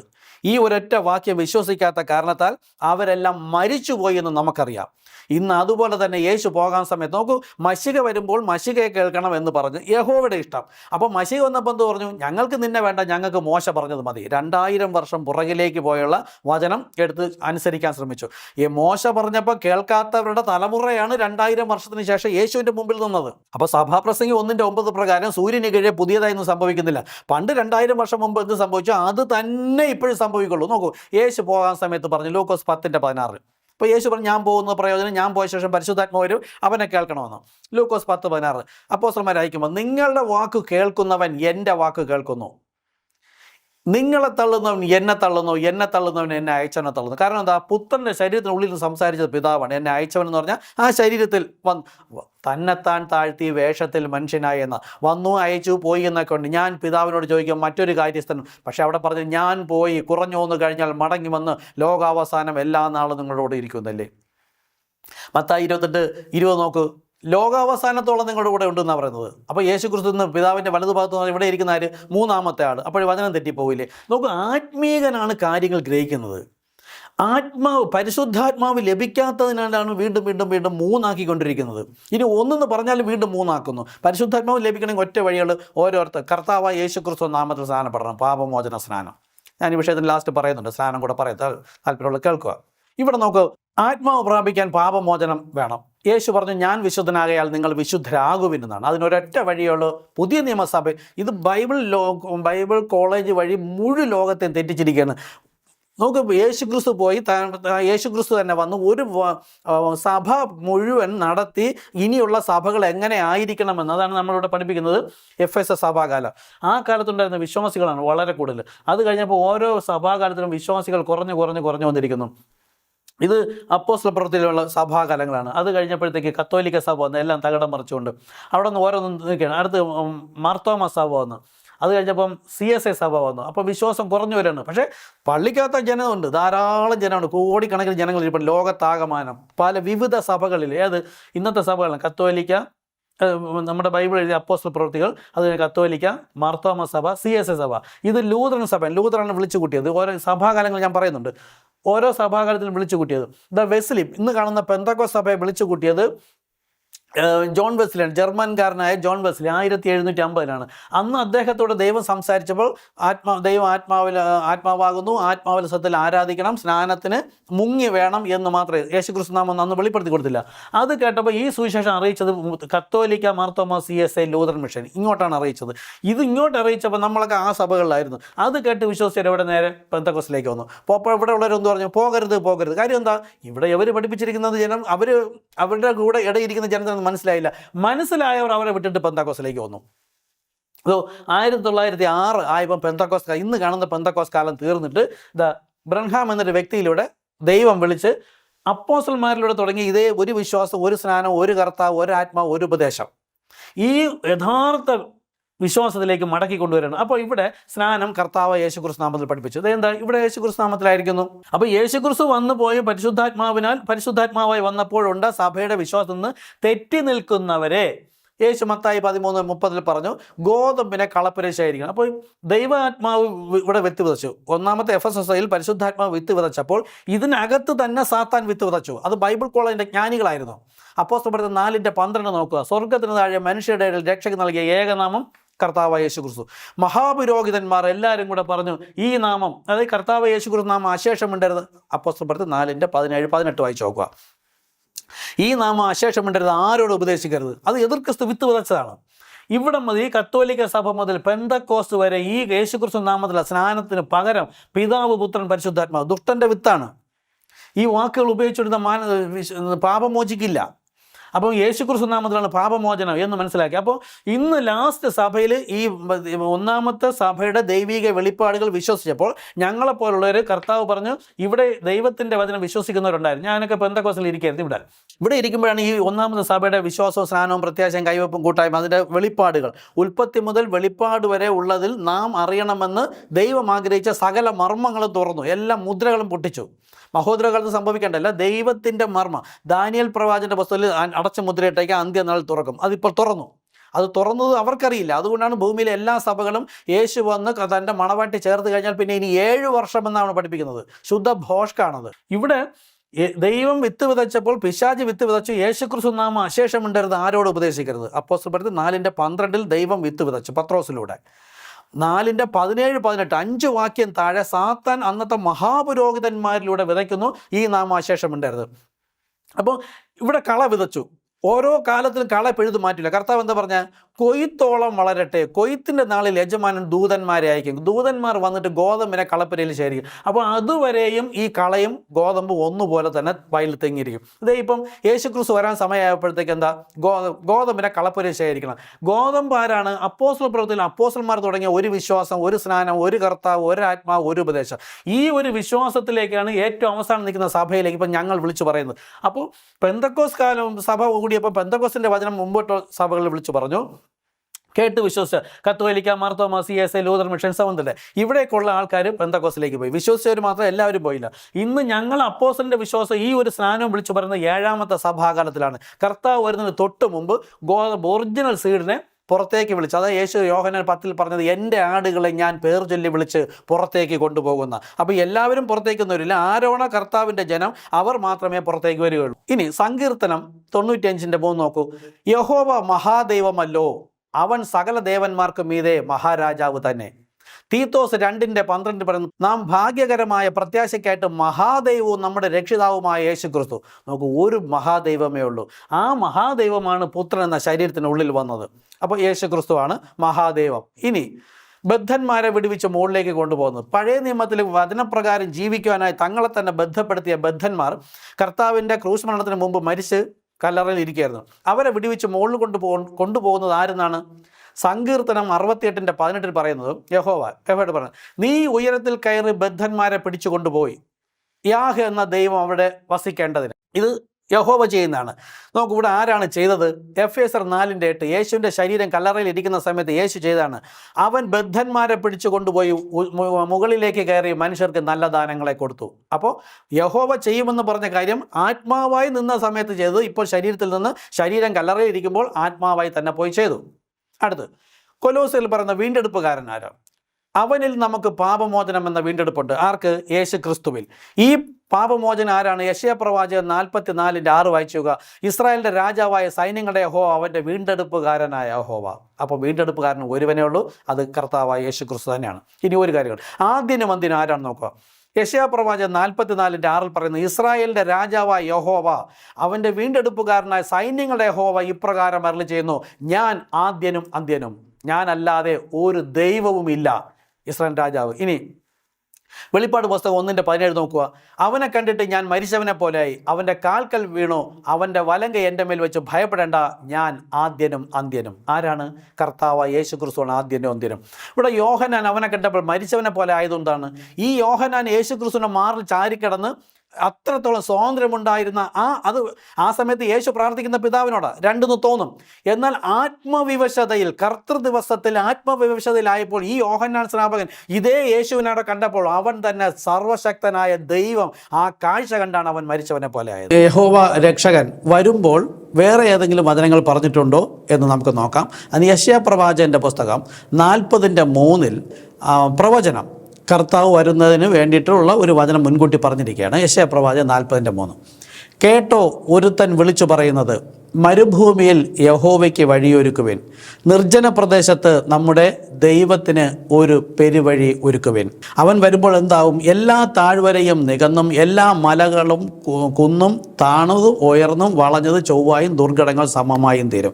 അതായത് യേശുവിൻ്റെ 1ാമത്തെ വരവിൽ, അല്ലെങ്കിൽ യഹോവയുടെ 1ാമത്തെ വരവിൽ പഴയ നിയമത്തിലെ പ്രവാചകന്മാരോട് പഠിപ്പിച്ചിരുന്ന ഒരു വിശ്വാസം, ഏകദൈവ വിശ്വാസത്തിൽ നിന്ന് അവരെല്ലാം പല പല പക്ഷക്കാരായിട്ട് തെറ്റി നിൽക്കുകയായിരുന്നു. അങ്ങനെ അവരെ വചനം നൽകി പഠിപ്പിച്ച ആ യഹോവയായ ദൈവം തന്നെ വരുമ്പോൾ വിവിധ ഭാഗങ്ങളായി നിൽക്കുന്നതിൽ ശരിയായ വിശ്വാസത്തിലേക്ക് മടക്കി കൊണ്ടുവരുന്നതിനാണ് ഒരുവനെ മുന്നമേ അയക്കുന്നത്. അങ്ങനെ വന്ന വ്യക്തിയാണ് യോഹന്നാൻ സ്നാപകൻ. യോഹന്നാൻ സ്നാപകൻ വന്നിട്ടാണ് ഈ തെറ്റി നിൽക്കുന്ന സഭകളെല്ലാം യഥാസ്ഥാനത്താക്കുന്നത്. അപ്പോൾ യേശുവിൻ്റെ 2 വരവ് പറയുന്നു, യഹോവയുടെ 2 വരവ് പറയുന്നുണ്ട്. ആ 2 വരവ്, 1ാമത്തെ വരവെങ്കിൽ തെറ്റി നിന്നവരെ യഥാസ്ഥാനത്താക്കുവാനായിട്ട് കർത്താവ് മുന്നമേ ഒരുവനെ അയച്ചിരുന്നു. എന്നാൽ കർത്താവിൻ്റെ 2ാമത്തെ വരവിൻ്റെ മുന്നോടിയാണ് ഇപ്പോൾ നമ്മൾ നിൽക്കുന്നത്. 2000 വർഷം, പുതിയ നിയമസഭ തുടങ്ങി 2000 വർഷമായപ്പോൾ ഇന്നും ഒരു വിശ്വാസം, ഒരു സ്നാനം, ഒരു കർത്താവ്, ഒരു ആത്മാവ്, ഒരു ഉപദേശം എന്ന് പറഞ്ഞിരുന്ന ഒരു സഭ എന്ന് പറഞ്ഞിരുന്നത് തെറ്റി വിവിധ ഭാഗങ്ങളായി നിൽക്കുമ്പോൾ ആ അപ്പോസ്തലന്മാരിലൂടെ കർത്താവ് പഠിപ്പിച്ച ആ ഏകദൈവ വിശ്വാസത്തിലേക്ക് മടങ്ങി വരേണ്ട ആവശ്യമുണ്ട്. 1ാമത്തെ സഭാകാലം എഫെസസ് സഭാകാലം, ഇത് AD 53 മുതൽ 170 വരെ. ഇവിടെയാണ് ദൈവത്തിൻ്റെ വചനം വിതച്ചത്, വിത്ത് വിതച്ചത്, യേശു വിത്ത് വിതച്ചത്. അപ്പോൾ തന്നെ അപ്പോസ്തലപ്രവൃത്തി 4:17-18 പ്രകാരം പിശാച് തൻ്റെ കള വിതച്ചു. യേശുക്രിസ്തു നാമം അശേഷം മിണ്ടരുത്, ആരോട് ഉപദേശിക്കരുത്, ഇത് ദുഷ്ടൻ്റെ വിത്താണ്. അത് ഓരോ സഭയിലും ഇരിക്കുകയാണ്. ഇപ്പോഴത്തെ പെന്തക്കോസ്ത് കാലം വെസ്ലി വിളിച്ചുകൂട്ടി. ഞാനിപ്പോൾ പോകുന്നത് 7ാമത്തെ ഈ ലവോദിക്ക കാലത്തുള്ള ദൈവസഭ. ആ സഭയിലേക്ക് ജനത്തെ വിളിക്കുമ്പോൾ പെന്തക്കോസ്ത് മുതൽ ഈ കത്തോലിക്ക വരെ ഉള്ള സഭകളിലേക്കാണ് ഈ 1ാമത്തെ എഫെസസ് സഭയിൽ നിന്ന് തെറ്റിപ്പോയ ജനത്തെ വിളിച്ച് പുറത്തേക്ക് കൊണ്ടുവരുന്നത്. അപ്പോൾ ഇന്നും തെറ്റി നിൽക്കുന്ന സഭകൾ അപ്പോസ്തലന്മാരായ അപ്പന്മാരുടെ വിശ്വാസത്തിലേക്ക് മടങ്ങി വരേണ്ടതുണ്ട്. ഇനി അതിൻ്റെ ഇണവചനം യഹോവ വരുമെന്ന് പറഞ്ഞതിൻ്റെ എങ്ങനെയാണ് എന്നതിന് സ്റ്റെപ്പായിട്ട് പല ഭാഗങ്ങൾ, ഇവിടെ അല്പം അവിടെ അല്പം എന്ന രീതിയിലാണ് പറഞ്ഞിരിക്കുന്നത്. ഇതിൻ്റെ ബാക്കി പറയുന്നത് മലാഖി പ്രവചന പുസ്തകം 3:1 പറയുന്നു, എനിക്ക് മുമ്പായി വഴി നിരത്തേണ്ടതിന് ഞാൻ എൻ്റെ ദൂതനെ അയക്കും. ആര്? യഹോവ വരുന്നു, ദൈവം വരുന്നു, കർത്താവ് വരുന്നു. ആ വരുന്ന കർത്താവിന് മുമ്പായി കർത്താവ് തന്നെ ഒരു ദൂതനെ അയക്കും. അവൻ മുന്നമേ വരും. നിങ്ങൾ അന്വേഷിക്കുന്ന കർത്താവും. കണ്ടോ? അപ്പോൾ നമ്മുടെ യഹോവ തന്നെ രക്ഷിതാവായി വരും എന്ന് പറഞ്ഞിരുന്ന വചനം കേട്ട് വിശ്വസിച്ച് ആ പാപത്തിൽ മരിച്ചിരുന്ന രക്ഷിതാവായ കർത്താവിനെ കാത്തിരിക്കുന്നത് കൊണ്ട് മുൻകൂട്ടി വന്ന് വീണ്ടും പറയുകയാണ്, നിങ്ങൾ അന്വേഷിക്കുന്ന കർത്താവും നിങ്ങൾ ഇഷ്ടപ്പെടുന്ന നിയമദൂതനുമായവൻ പെട്ടെന്ന് തൻ്റെ മന്ദിരത്തിലേക്ക്. ഇവിടെയാണ് വീണു പോകുന്നത്. എപ്പോഴും ദൈവം ഇങ്ങനെ തന്നെയാണ് സംസാരിക്കുന്നത്. പറയാനുള്ള കാര്യം പച്ചയ്ക്ക് സംസാര ഭാഷയിൽ പറഞ്ഞിട്ടുണ്ടെങ്കിലും വ്യക്തമാക്കില്ല. മർമ്മമായും ഗൂഢമായും ഉപമയായും സാദൃശ്യമായും തന്നെയാണ് ബൈബിൾ മുഴുവനും. അപ്പോൾ ഇവിടെ ഈ യഹോവ വരുമ്പോൾ, അല്ലെങ്കിൽ സൃഷ്ടികർത്താവ് വരുമ്പോൾ തൻ്റെ മന്ദിരത്തിലേക്ക് വരും. ബൈബിൾ ജ്ഞാനികൾ, അന്നത്തെ വേദഗ്രന്ഥം പഠിച്ചിരുന്ന ശാസ്ത്രിമാർ വിചാരിച്ച മന്ദിരമെന്ന് പറയുമ്പോൾ അവരുടെ അന്നത്തെ മന്ദിരമെന്ന് പറയുന്നത് യെരുശലേം ദേവാലയം. യെരുശലേം ദേവാലയത്തിൽ വരുമെന്ന് വിചാരിച്ചു. ഇല്ലെങ്കിൽ അന്നത്തെ മഹാപുരോഹിതനെ കയ്യഫാവിൻ്റെ അടുക്കൽ പറഞ്ഞു. അവിടെ അല്ല കർത്താവ് വന്നത്. അപ്പം തൻ്റെ മന്ദിരത്തിലേക്ക് വരും. യഹോവ തന്നെ വന്ന് രക്ഷിക്കുമെന്നതിന് ഒരു വചനം, അതും യെശയ്യാ പ്രവാചകൻ 35:4 പറയുന്നു, മനോഭീതിയുള്ളവരോട് ധൈര്യപ്പെടുവേൻ. അതായത് പാപത്തിൽ വീണ് തകർന്നു ഇനി രക്ഷയില്ല എന്ന് പറയുന്നവരോട് ധൈര്യപ്പെടുവേൻ, ഭയപ്പെടേണ്ട, ഇതാ നിങ്ങളുടെ ദൈവം, പ്രതികാരവും ദൈവത്തിൻ്റെ പ്രതിഫലവും വരുന്നു, അവൻ വന്നു നിങ്ങളെ രക്ഷിക്കുമെന്ന് പറയുവേൻ. യെശയ്യാവിനോട് പറയുകയാണ്. അപ്പോൾ യഹോവയായ രക്ഷിതാവ് തന്നെ നിങ്ങളുടെ രക്ഷിതാവായി വരാൻ പോവുകയാണ്. ഇതിൻ്റെ ഒരു മറ്റൊരു ഇണവചനം യെശയ്യാ പ്രവാചകൻ 25:9 പറയുന്നു, അന്നാളിൽ വരുന്ന സമയത്ത് ഇതാ നമ്മുടെ ദൈവം, അവനെ അത്രേ നാം കാത്തിരിക്കുന്നത്. കണ്ടല്ലോ, മലാഖി 3:1 പറഞ്ഞത് നിങ്ങൾ അന്വേഷിക്കുന്ന നിയമദൂതനും കർത്താവുമായവൻ. അപ്പോൾ ഇവിടെ പറയുന്നത് അവനെ അത്രേ നാം കാത്തിരിക്കുന്നത്, അവൻ നമ്മെ രക്ഷിക്കും. അവൻ മറ്റൊരാൾ അയക്കുമെന്നല്ല, ഇത് മറ്റൊരാൾ അയക്കുമെന്ന് പറയുന്നുണ്ട്. അതെന്തിനാണ് ഞാൻ പറയാം. അവൻ വന്ന് നമ്മെ രക്ഷിക്കും, അവൻ തന്നെ യഹോവ. പക്ഷെ വരുമ്പോഴോ മന്ദിരത്തിൽ വരും. പക്ഷേ പേരും ഒരുപക്ഷെ മാറ്റുമായിരിക്കും. പേര് മാറ്റിയതിന് കാരണമുണ്ട്. യേശു എന്ന് പേരാക്കിയതിന് കാരണമുണ്ട്. ഒരുവൻ രക്ഷിക്കപ്പെടണമെങ്കിൽ ഒരു നാമം നൽകിയിട്ടുണ്ട്. പാപം മോചിക്കപ്പെടണമെങ്കിൽ ഒരു നാമം നൽകിയിട്ടുണ്ട്. ആ നാമം സ്വീകരിച്ചിട്ട് നാം എല്ലാം ആ നാമം വഴിയായി കർത്താവിലേക്ക് ചെല്ലണമെന്ന് ദൈവ ഇഷ്ടപ്രകാരമാണ് ആ നാമം അവിടെ മാറ്റിയത്. ഇനി ഇതിൻ്റെ മറ്റൊരു ഇണവചനം കൂടെ, യഹോവ വരുന്ന കാര്യം ആദ്യം യെശയ്യാ പ്രവചനം 40:3 പറഞ്ഞു. അത് കഴിഞ്ഞിട്ട് മലാഖി 3:1 പറഞ്ഞു വരുന്നത് എങ്ങനെയാണെന്ന്. ഇനി വരുമ്പോൾ എന്തൊക്കെ സംഭവിക്കണമെന്നത് മലാഖി 4:5. യഹോവയുടെ വലുതും ഭയങ്കരവുമായ നാൾ വരുന്നതിന് മുമ്പേ ഞാൻ നിങ്ങൾക്ക് ഏലിയ പ്രവാചകനെ അയക്കും. അപ്പോൾ രക്ഷിതാവായ, വീണ്ടെടുപ്പുകാരനായ, വിടുതൽക്കാരനായ, ഇസ്രായേലിൻ്റെ രാജാവായ സൈന്യങ്ങൾ യഹോവ ശരീരത്തിൽ വരുന്നതിന് മുമ്പ് ഏലിയാവിൻ്റെ ആത്മാവുമായി ഒരുവനെ അയക്കുമെന്നാണ്. അപ്പോൾ യഹോവ വന്ന്, അതായത് ഞാൻ വന്ന് ഭൂമിയെ സംഹാര ശബ്ദം കൊണ്ട് ദണ്ഡിപ്പിക്കാതിരിക്കേണ്ടതിന് അവൻ, ഏലിയ പ്രവാചകൻ അല്ലെങ്കിൽ ഏലിയാവിൻ്റെ ആത്മാവുമായി വരുന്നവൻ ചെയ്യുന്നത്, അപ്പന്മാരുടെ ഹൃദയം മക്കളോടും മക്കളുടെ ഹൃദയം അപ്പന്മാരോടും നിരപ്പിക്കും. ഇതാണ് വളഞ്ഞതൊക്കെ ചൊവ്വായും ഉയർന്നത് താണും താഴ്ന്നത് ഉയർന്നും. അപ്പോൾ ഈ രീതിയിലാണ് പറഞ്ഞിരിക്കുന്നത്. അപ്പോൾ യഹോവ വരുന്നതിന് മുമ്പേ ഒരുവൻ അയക്കും. തെറ്റി നിൽക്കുന്നവരെ യഥാസ്ഥാനത്തെപ്പെടുത്തിയിട്ട് അവൻ ആരെ ചൂണ്ടിക്കാണിക്കുന്നുവോ അവൻ യഹോവയാണ്. ഇത് നമ്മുടെ ഹൃദയത്തിൽ ഉറപ്പുണ്ടായിരിക്കണം. പിന്നെ ജഡീയ മനുഷ്യൻ, പ്രാകൃത മനുഷ്യൻ ജഡത്തിൽ നോക്കിക്കൊണ്ട് ഇത് ജഡത്തിലല്ലേ, യഹോവ അങ്ങ് മുകളിലല്ലേ, ഇത് കന്യകയിൽ ജനിച്ചതല്ലേ, നമ്മുടെ ഇടയിലല്ലേ വളർന്നത്, നിനക്ക് 50 വയസ്സ് പോലും ആയില്ലല്ലോ, നിനക്ക് ഭൂതമുണ്ട്, ഭ്രാന്തുണ്ട് എന്ന് പറഞ്ഞ വേദഗ്രന്ഥത്തെ പഠിച്ചിരുന്ന ശാസ്ത്രിമാരെ പോലെ ആകരുത്. അങ്ങനെ തന്നെയാണ് ഇന്ന് 99% സഭകളും. അപ്പോൾ ഇവിടെ വ്യക്തമായി പറയുന്നു, വരുന്നവൻ എന്ത് ചെയ്യും? അപ്പന്മാരുടെ ഹൃദയം മക്കളോടും മക്കളുടെ ഹൃദയം അപ്പന്മാരോടും നിരപ്പിക്കും. ഓക്കെ, അപ്പോൾ പഴയ നിയമത്തിൽ ഇപ്രകാരം പറഞ്ഞിരുന്ന ഒരു വ്യക്തി ഇവിടെ വന്ന് ആ പ്രവൃത്തി ചെയ്തുവോ, അതിനുശേഷം ആര് വന്നെന്ന് നമുക്ക് നോക്കാം. അപ്പം മലാഖി കൊണ്ട് ഞങ്ങളിപ്പം ഏകദേശം അവസാനിപ്പിക്കുന്നു. അടുത്ത പുതിയ നിയമത്തിൽ വരെയാണ്. എങ്കിലും ആവശ്യം വരുന്ന സമയത്ത് വീണ്ടും പഴയതിലേക്ക് പോകും. ലൂക്കോസ് സുവിശേഷം 1:13 ദൂതൻ അവളോട് പറഞ്ഞു, സഖര്യാവേ ഭയപ്പെടേണ്ട, നിന്റെ പ്രാർത്ഥനയ്ക്ക് ഉത്തരമായി നിന്റെ ഭാര്യ എലിസബത്ത് നിനക്കൊരു മകനെ പ്രസവിക്കാം, അവന് യോഹന്നാൻ എന്ന് പേരിടണം. അപ്പോൾ യോഹന്നാനെ ദൈവം ഇവിടെ ഉപയോഗിക്കാൻ പോവുകയാണ് ഏലിയാവിൻ്റെ ആത്മാവുമായി. 1:16 അവൻ ഇസ്രായേൽ മക്കളിൽ പലരെയും അവരുടെ ദൈവമായ കർത്താവിങ്കിലേക്ക് തിരിച്ചു വരുത്തും. 1ാമത്തെ എഫെസോസ് സഭ ബൈബിൾ നമുക്ക് എഴുതപ്പെട്ട കാലം. കത്തോലിക്ക, മാർത്തോമ, CSI, ലൂതർ മിഷൻ, പെന്തക്കോസ്, ജോൺ വെസ്ലി, ഇതിൻ്റെ വർഷങ്ങളൊക്കെ ഉണ്ട്. സഭാ കാലങ്ങൾ പഠിപ്പിക്കുന്നുണ്ട്, ആ സമയത്ത് പറയാം. അപ്പോൾ ഈ പെന്തക്കോസ് വരെ ഇരിക്കുന്നവർ ചെയ്തിരിക്കുന്നത് പിതാവ്, പുത്രൻ, പരിശുദ്ധാത്മാവ് എന്ന് പറഞ്ഞാണ്. അപ്പോൾ ഇവിടെ ഇവരെല്ലാം ഈ യഹോവയെ വേറൊരു വ്യക്തിയും യേശുവിനെ വേറൊരു വ്യക്തിയായി പഠിപ്പിക്കുകയാണ്. അങ്ങനെ അല്ല എന്ന് കാണിക്കാനാണ് ദൈവകൃപയാൽ എനിക്ക് കർത്താവ് വെളിപ്പെടുത്തുന്നത് ഞാൻ നിങ്ങളോട് പറയുന്നത്. അപ്പോൾ ഈ പഴയ നിയമകാലത്ത് യഹോവ വരുമെന്നും സൃഷ്ടിതാവ് വരുമെന്നും പറഞ്ഞിരുന്ന ആ വന്നപ്പോൾ സുവിശേഷത്തിൽ പറയുന്നു, അവൻ ഇസ്രായേൽ മക്കൾ പലരെയും അവരുടെ ദൈവമായ കർത്താവിങ്കിലേക്ക്. അപ്പോൾ പഴയ നിയമത്തിൽ യഹോവ എന്ന പേര് പറഞ്ഞിരുന്നു, കർത്താവെന്നും പറഞ്ഞിരുന്നു. ഇവിടെ വന്നപ്പോഴത്തേക്ക് കർത്താവിന്, ദൈവമായ കർത്താവിങ്കിലേക്ക് തിരിച്ചു വരുത്തും. ആര്? യഹോവ വരുന്നതിന് മുമ്പേ വരുന്നവൻ. അടുത്തവൻ എന്ത് ചെയ്യും? ലൂക്കോസ് സുവിശേഷം 1:17, അവൻ അപ്പന്മാരുടെ ഹൃദയം മക്കളിലേക്കും വഴങ്ങാത്തവരെ നീതിമാന്മാരുടെ ബോധത്തിലേക്കും തിരിച്ചുകൊണ്ട് ഒരുക്കമുള്ള ഒരു ജനത്തെ കർത്താവ്. ഏത് കർത്താവ്? യഹോവയായ കർത്താവ്, അല്ലെങ്കിൽ ദൈവമായ കർത്താവിന് വേണ്ടി വഴി ഒരുക്കുവാൻ അവന് മുമ്പേ. അവനാര്? യഹോവയ്ക്ക് മുമ്പായി ഏലിയാവിൻ്റെ ആത്മാവോടും ശക്തിയോടും കൂടെ നടക്കും. ഇത് ബൈബിളിൽ വ്യക്തമായി ഓരോ കാലഘട്ടത്തിൻ്റെ വചനവും പറഞ്ഞിട്ടുണ്ട്. പക്ഷേ ഞാൻ ഈ പറഞ്ഞു വരുന്നത് ആത്മാവായ ദൈവം തന്നെയാണ് ജഡശരീരത്തിൽ വന്ന ഇമ്മാനുവേൽ. ഭൂമിയിലെ സകല സഭകളും ഇത് 2 വ്യക്തിയെന്നും 3 എന്നും പിന്നെ 3 ചേർന്ന 1 എന്ന് പഠിപ്പിക്കുകയാണ്. അപ്പോൾ നമുക്ക് വ്യക്തമായി മനസ്സിലായി, അവൻ വന്ന് യഹോവ വരുന്നതിന് മുമ്പ് ഏലിയ പ്രവാചകനെ അയക്കും. ഇനി ഇതിൻ്റെ ഒരു അറ്റസ്റ്റേഷൻ, ഒരു വചനം നമുക്ക് നോക്കാം. ഇങ്ങനെ ലൂക്കോസ് സുവിശേഷത്തിൽ വന്ന് ഏലിയാവിൻ്റെ ആത്മാവുമായി ഒരുവൻ വന്ന് യഹോവയ്ക്ക് വഴിയൊരുക്കാൻ വന്നതാണ്, കർത്താവിന് വഴിയൊരുക്കാൻ വന്നതാണ് എന്ന് മനസ്സിലായെങ്കിൽ ഇണവചനമില്ലാതിരിക്കുകയില്ല. മത്തായി 3:1 പറയുന്നത്, ആ കാലത്ത് യോഹന്നാൻ സ്നാപകൻ വന്ന് യഹൂദ്യ മരുഭൂമിയിൽ പ്രസംഗിച്ചു. എവിടെ? യെശയ്യാപ്രവചനം 40 എന്ന് പറഞ്ഞു, മരുഭൂമിയിൽ വിളിച്ചു പറയുന്നവൻ്റെ വാക്കാവിത്. മത്തായി 3:3, മരുഭൂമിയിൽ വിളിച്ചു പറയുന്നവൻ്റെ വാക്കാവിത്, കർത്താവിൻ്റെ വഴി ഒരുക്കി അവൻ്റെ പാത നിരപ്പാക്കുവൻ എന്നിങ്ങനെ യെശയ്യാ പ്രവാചകൻ പറഞ്ഞവൻ ഇവൻ തന്നെ. കണ്ടോ, യഹോവ വരുന്നതിന് മുമ്പ് ഏലിയാവിൻ്റെ ആത്മാവുമായി ഒരുവനെ അയക്കുമെന്ന് പറഞ്ഞിരുന്നു. ആ പ്രകാരം വന്ന യോഹന്നാൻ സ്നാപകനെ ചൂണ്ടി പറയുകയാണ്, മരുഭൂമിയിൽ വിളിച്ചു പറയുന്നവൻ്റെ വാക്കാവിതെന്ന് യെശയ്യാ പ്രവാചകൻ പറഞ്ഞവൻ ഇവൻ തന്നെ. ആരാണ്? യോഹന്നാൻ സ്നാപകൻ. ഇനി യോഹന്നാൻ സ്നാപകൻ ആര് എൻ്റെ പിന്നാലെ വരുന്നുവോ അതാരാണ്? യഹോവയായ ദൈവം, സൃഷ്ടികർത്താവായ ദൈവം, യഹോശുവായ്, സകല പ്രപഞ്ചത്തിൻ്റെ സൃഷ്ടികർത്താവ്. പക്ഷെ വരുമ്പോൾ മന്ദിരത്തിലേക്ക്, മലാഖി 3:1, അതായത് ശരീരത്തിലേക്ക് വരും.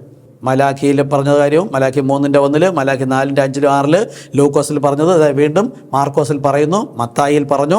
ഇത്രയും വചനങ്ങൾ ഇവിടെ വ്യക്തമായി കിടക്കുന്നു. അന്ത്യനാളായപ്പം കർത്താവ് ഹൃദയം തുറന്നു തരണേ. ഇത് കണ്ടിട്ട് വിശ്വസിച്ചാൽ നിങ്ങൾ എന്ത് ചെയ്യണം? ഓടിപ്പോയി ഈ വെളിപ്പാട് ലഭിക്കാത്ത പുരോഹിതനോടും വിശ്വാസികളോട് ചോദിക്കുകയല്ല വേണ്ടത്, മുട്ടുമടക്കുക, കർത്താവിനോട് ചോദിക്കുക. കർത്താവ് ഇടപെടും. വിടേണ്ടവരെങ്കിൽ വിടുക. കാര്യം എന്താ? എപ്പോഴും വചനത്തോടു കൂടിയാണ് ചേർന്ന് നിൽക്കേണ്ടത്, വചനവിരുദ്ധമായവരുടെ കൂടെ അല്ല ചേർന്ന് നിൽക്കാനുള്ളത്. അതുകൊണ്ടാണ് ഞാനിതെല്ലാം നിങ്ങൾ പഠിപ്പിച്ചിടാൻ താല്പര്യപ്പെടുന്നത്. ഇനി യേശു തന്നെ പറയുകയാണ് ആരാണ് ഈ യോഹന്നാൻ സ്നാപകൻ എന്ന്. മത്തായി 11:2, യോഹന്നാൻ കാരാഗൃഹത്തിൽ വെച്ച് ക്രിസ്തുവിൻ്റെ പ്രവൃത്തികളെക്കുറിച്ച് കേട്ട് തൻ്റെ ശിഷ്യന്മാരെ അയച്ചു. കാര്യം അത് അവൻ വിടുതൽക്കാരനാണ്, രക്ഷിതാവാണെന്നാണ് യോഹന്നാൻ സ്നാപകൻ പഠിപ്പിച്ചത്. പക്ഷേ അവൻ കാരാഗൃഹത്തിലായപ്പോൾ രക്ഷിക്കാൻ വന്നില്ല. ഞാൻ എൻ്റെ ദൂതനെ നിനക്ക് മുൻപായി അയക്കുന്നു, അവൻ നിൻ്റെ മുമ്പിൽ നിനക്ക് വഴിയൊരുക്കും എന്ന് എഴുതപ്പെട്ടിരിക്കുന്നവൻ അവൻ തന്നെ. യേശു ക്രിസ്തുവാണ് പറയുന്നത്. യോഹന്നാൻ സ്നാപകന് ചൂണ്ടിക്കാണിച്ച യെശയ്യാ പ്രവാചകൻ പറഞ്ഞവൻ ഇവൻ തന്നെ. മുൻപായി ഒരുവനെ ഏലിയാവിൻ്റെ ആത്മാവുമായി അയക്കുമെന്ന് പറഞ്ഞവൻ ഇവൻ തന്നെ. ഈ വന്ന് അറിയിച്ചു, യോഹന്നാൻ പറഞ്ഞത് കേട്ട് വന്ന് അറിയിച്ചവരോടും പറയുകയാണ്, നമുക്ക് വേണ്ടിയിട്ട് പറയുകയാണ്. എന്നിട്ടും ഇത് വായിച്ചിട്ടും പഠിച്ചിട്ടും ഭൂമിയിലെ സകല സഭകളും തെറ്റിയിരിക്കുന്നെങ്കിൽ കുരുടരല്ലേ? അവർക്ക് കാഴ്ച കൊടുക്കാൻ ആ കർത്താവ് എളിയെ എന്നെ ഉപയോഗിച്ചു. ഒരു യോഗ്യതയില്ലാത്ത വ്യക്തിയാണ്, ഒരു രക്ഷയുമില്ല, ആരും വിടുവിക്കാനോ ഒന്നുമില്ല, ഒരു യോഗ്യതയും ഇല്ല എന്ന് പറയുന്നവർക്കാണ് ഏറിയ ഭാഗവും മനസ്സിലാവണം. ജ്ഞാനികൾക്കും വിവേകികൾക്കും ദൈവം തൻ്റെ മർമ്മം, ഈ രഹസ്യം മറച്ചു വച്ചിരിക്കുകയാണ്. ഈ സഭകളിലുള്ള വിശ്വാസികളൊന്നും തലനാരിഴ കീറി വേദഗ്രന്ഥം പഠിക്കുന്ന ശാസ്ത്രന്മാർ മുഴുവനും ആത്മീയ അന്ധരായിരുന്നു. അവർക്ക് കാഴ്ച കൊടുക്കാനും കൂടെ യേശു വന്നത്. ഇന്ന് ഞാനും അത് തന്നെയാണ് ഇന്നത്തെ ബൈബിൾ ജ്ഞാനികൾക്ക് വേണ്ടി വിളിച്ചു പറയുന്നത്. ഈ യെശയ്യാ പ്രവാചകന്റെ പുസ്തകം വായിച്ചിട്ട് കർത്താവ് എന്ത് ചെയ്തു? മടക്കി കൊടുത്തു. അപ്പം നിവർത്തി കൊടുത്ത പുസ്തകം മടക്കി കൊടുത്തത് എന്താ എന്ന് യേശു എന്ന് പറഞ്ഞു? ഇന്ന് ഈ തിരുവെഴുത്തിന് നിവർത്തി വന്നിരിക്കുന്നു. അതായത് ഇനി നിങ്ങൾ ഇതിൻ്റെ പിന്നാലെ ഇരിക്കേണ്ടതല്ല, എൻ്റെ പിന്നാലെ വരേണ്ടതാകുന്നു. നോഹ പോയി പറഞ്ഞപ്പോൾ അനുസരിക്കാത്തവരെ ശിക്ഷിച്ചപ്പോഴാണ് അനുസരിക്കാതിരുന്നപ്പോൾ തന്നെ ന്യായവിധിയിൽ അടയ്ക്കപ്പെട്ടു. ദൈവത്തിൻ്റെ വചനം പറയുമ്പോൾ ഇത് കേട്ട് വിശ്വസിച്ച് കൊള്ളാം, ഇത് കറക്റ്റാണ് എന്നൊക്കെ തോന്നും. അത് മുള്ളിനിടയിലും പാറപ്പുറത്തും വഴിയരികിൽ വീണതുപോലെയാണ് 99%. കേട്ട് വിശ്വസിച്ച് എന്ത് തീക്ഷ്ണതയും കഷ്ടതയും സ്ഥാപിച്ച ആ വചനത്തോടു കൂടെ എല്ലാവരും ഒറ്റപ്പെടുത്തും, സഭയിൽ നിന്നൊക്കെ പുറത്താക്കും. ഇപ്പം തന്നെ പലരും വിളിച്ചുകൊണ്ടിരിക്കുന്നത് പറഞ്ഞിരിക്കുന്നു. ഇത് സത്യം തിരിച്ചറിഞ്ഞിട്ട് സഭയിൽ പറഞ്ഞപ്പോൾ പറഞ്ഞു പിശാചാണെന്ന്, വരരുതെന്ന് വരെ പറഞ്ഞിരിക്കുന്നു. അതായത് നോഹ ചെന്ന് പറഞ്ഞപ്പോൾ അനുസരിക്കാത്തവൻ ന്യായവിധിയിൽ അടയ്ക്കപ്പെട്ടു. അത് കഴിഞ്ഞിട്ടാണ് വെള്ളം വരുന്നത്. ആ വെള്ളം നോഹയും കുടുംബത്തെയും രക്ഷിച്ച അതേ ജലം തന്നെ അവരെ മുക്കിക്കൊന്നു. അതുപോലെ ഞാനിന്ന് നിങ്ങൾ പറയുമ്പോൾ നിങ്ങൾ ഈ പ്രതീക്ഷ വെച്ചിരിക്കുന്ന കർത്താവായ യേശുക്രിസ്തു, ഈ യേശുക്രിസ്തു തന്നെ നിങ്ങളെ ശിക്ഷ വിധിക്കും. ഇത് 3 എന്ന് പറയുന്നുണ്ട്. പിതാവിൻ്റെ നാമമാണ് കർത്താവ്, പുത്രൻ്റെ നാമം യേശു, പരിശുദ്ധാത്മാ നാമം ക്രിസ്തു. ഇത് ആക്ഷരിക നാമം, ഇത് ആത്മീക നാമം. ഇതിലാണ് സഭ കെട്ടപ്പെടുന്നത്. അപ്പോൾ പുതിയ നിയമസഭയിൽ വന്ന യഹോവയായ കർത്താവ് തന്നെയാണ് യേശു എന്ന കർത്താവ് എന്നതാണ് പറഞ്ഞു വരുന്നത്. അപ്പം കുരുട്ടുകളൊക്കെ തുറക്കുവാൻ എന്നിങ്ങനെ നിങ്ങൾ കേൾക്കുകയും കാണുകയും ചെയ്യുന്നത് യോഹന്നാനെ ചെന്ന് അറിയിപ്പേൻ. കാര്യം എന്താ? അവനെന്ന് അറിയേണ്ട വ്യക്തിയായിരുന്നു. ദൈവത്താൽ വിളിച്ച് വേർതിരിക്കപ്പെട്ട, ജനനം കൊണ്ട് തന്നെ വിളിച്ച് വേർതിരിക്കപ്പെട്ട ഒരു വ്യക്തിയാണ്. എന്നാൽ യേശു പറയാണ്, എന്നാൽ എങ്കൽ ഇടറിപ്പോകാത്തവൻ എല്ലാം ഭാഗ്യവാൻ. നോക്കൂ, യെശയ്യാ പ്രവാചകനിൽ ഒരുവൻ വന്നാൽ ചെയ്യുമെന്ന് പറഞ്ഞത് ആരാ? യഹോവ തന്നെയാണ് വരുന്നത്. പക്ഷേ ആ ശരീരം എങ്കൽ ഇടറിപ്പോകാത്തവൻ, ജഡീകൻ ജഡശരീരത്തിൽ നോക്കിക്കൊണ്ട് അകത്തിരിക്കുന്ന ആത്മാവിനെയോ ആത്മാവിൻ്റെ പ്രവൃത്തിയോ തിരിച്ചറിയുന്നില്ല. അങ്ങനെ ഇടറിപ്പോവുകയാണ് കത്തോലിക്ക മുതൽ പെന്തക്കോസ്തലുള്ളവർ ഇന്ന് മൂന്നായിക്കൊണ്ടിരിക്കുന്നു. ഒരുവനേ ഉള്ളൂ, പിതാവ് തന്നെ കർത്താവ്, പുത്രനാണ് യേശു, പരിശുദ്ധാത്മാ ക്രിസ്തു, കർത്താവായ യേശു ക്രിസ്തു. ഈ 3 വ്യക്തി എന്ന് ഉദ്ദേശിക്കുന്നത് അവർ 3 സെപ്പറേറ്റ്. എന്നാൽ ഒരു വ്യക്തിയാണ് 3 സ്ഥാനങ്ങൾ വന്നത്. ഇത് ആക്ഷരിക നാമം. ഞാൻ എൻ്റെ ദൂതനെ നിനക്ക് മുൻപായി അയക്കുന്നു, അവൻ നിന്റെ മുമ്പിൽ നിനക്ക് വഴിയൊരുക്കും എന്ന് എഴുതപ്പെട്ടിരിക്കുന്നവൻ അവൻ തന്നെ. യേശുക്രിസ്തുവാണ് പറയുന്നത്. യോഹന്നാൻ സ്നാപകന് ചൂണ്ടിക്കാണിച്ച യെശയ്യാ പ്രവാചകൻ പറഞ്ഞവൻ ഇവൻ തന്നെ. മുൻപായി ഒരുവനെ ഏലിയാവിൻ്റെ ആത്മാവുമായി അയക്കുമെന്ന് പറഞ്ഞവൻ ഇവൻ തന്നെ. ഈ വന്ന് അറിയിച്ച യോഹന്നാൻ പറഞ്ഞത് കേട്ട് വന്ന് അറിയിച്ചവരോടും പറയുകയാണ്, നമുക്ക് വേണ്ടിയിട്ട് പറയുകയാണ്. എന്നിട്ടും ഇത് വായിച്ചിട്ടും പഠിച്ചിട്ടും ഭൂമിയിലെ സകല സഭകളും തെറ്റിയിരിക്കുന്നെങ്കിൽ കുരുടരല്ലേ? അവർക്ക് കാഴ്ച കൊടുക്കാൻ ആ കർത്താവ് എളിയെ എന്നെ ഉപയോഗിച്ചു. ഒരു യോഗ്യതയില്ലാത്ത വ്യക്തിയാണ്. അപ്പോൾ ഈ വന്നവൻ ആർക്ക് ഇങ്ങനെ എഴുതപ്പെട്ടിരിക്കുന്നു? മാത്രവുമല്ല, പഴയ നിയമത്തിലെ പാപികളായ വ്യക്തിയെ ഒരുവന് ദൈവരാജ്യത്തിന്, അവർക്ക് വാഗ്ദത്തം ചെയ്തിരുന്ന ദൈവരാജ്യത്തിലേക്ക് പോകണമെങ്കിൽ ഇതിനിടയ്ക്ക് യഹോവ വരും രക്ഷിക്കാനായിട്ട്.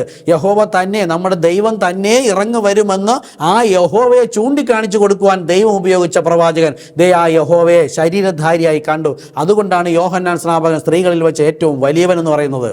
1 യോഹന്നാൻ 4:2 പറയുന്നു, ദൈവാത്മാവിനെ ഇതിനാൽ അറിയാം. ആമേൻ. ദൈവത്തിൻ്റെ ആത്മാവ് പ്രാപിച്ചവന് മാത്രമേ ദൈവം ആരാണെന്ന് മനസ്സിലാവുകയുള്ളൂ. അവന് മാത്രമേ ദൈവത്തെ വെളിപ്പെടുത്തി കൊടുക്കാൻ കഴിയുള്ളൂ. അവനെ ഭൂമിയിലെ വിശ്വാസികളെന്ന് പറയുന്നവർ അന്നും ഇന്നും എന്നും കല്ലെറിയും. യേശു ഒരു വെളിപ്പാട് പറഞ്ഞു, ഞാൻ അബ്രഹാമിന് മുമ്പേ ഉണ്ട്, ഉടനെ എറിയാൻ കല്ലെടുത്തു. അതുപോലെ തന്നെയാണ് ഇന്നത്തെ ജ്ഞാനികളെല്ലാം. ഇത് അറിയാത്തവരോ, ഞങ്ങൾ ഇത്രയും കാലം പഠിച്ചിട്ടും പഠിപ്പിച്ചിട്ടും അവർക്കെല്ലാം മറച്ചു വച്ചിരിക്കുന്ന കർത്താവ് ഇവിടെ പറഞ്ഞത്. അപ്പോൾ ദൈവാത്മാവിന് ഇതിനാൽ അറിയാം. എങ്ങനെ അറിയാം? യേശു ക്രിസ്തു ജഡത്തിൽ വന്നു. അതായത് പഴയ നിയമത്തിലെ സൃഷ്ടികർത്താവായി, ഇസ്രായേലിൻ്റെ രാജാവായി, സൈന്യങ്ങളുടെ യഹോവ ആത്മാവായി നിന്നവൻ മന്ദിരത്തിലേക്ക്, മലാഖി 3:1 പറഞ്ഞു, മന്ദിരത്തിലേക്ക് വരും. അവർ വ്യാഖ്യാനിച്ചത് യെരുശലേമിൽ വരുന്നു. അവൻ കന്യകയിൽ നിന്നൊരു ജഡശരീരം എടുത്ത് ആ മന്ദിരത്തിലേക്ക് തന്നെയാണ് വന്നത്. അവർക്കൊന്നും മനസ്സിലായില്ല. കാരണം എന്താ? അവരതിനെ വ്യാഖ്യാനിച്ച് തെറ്റിച്ചിരുന്നു. യേശു ക്രിസ്തു ജഡത്തിൽ വന്നു എന്ന് സ്വീകരിക്കുന്ന ആത്മാവൊക്കെയും ദൈവത്തിൽ നിന്നുള്ളത്. ഇങ്ങനെ വിശ്വസിക്കുന്ന വ്യക്തി എന്നല്ല, ആ വ്യക്തിയുടെ ഉള്ളിലേക്ക് ദൈവത്തിൻ്റെ ആത്മാവ് വന്നു. ആത്മാവായ ദൈവം, അങ്ങനെയുള്ള ആത്മീകനെ മാത്രമേ ദൈവത്തിൻ്റെ ആത്മാവുള്ളവനെന്ന് കാണുന്നുള്ളൂ.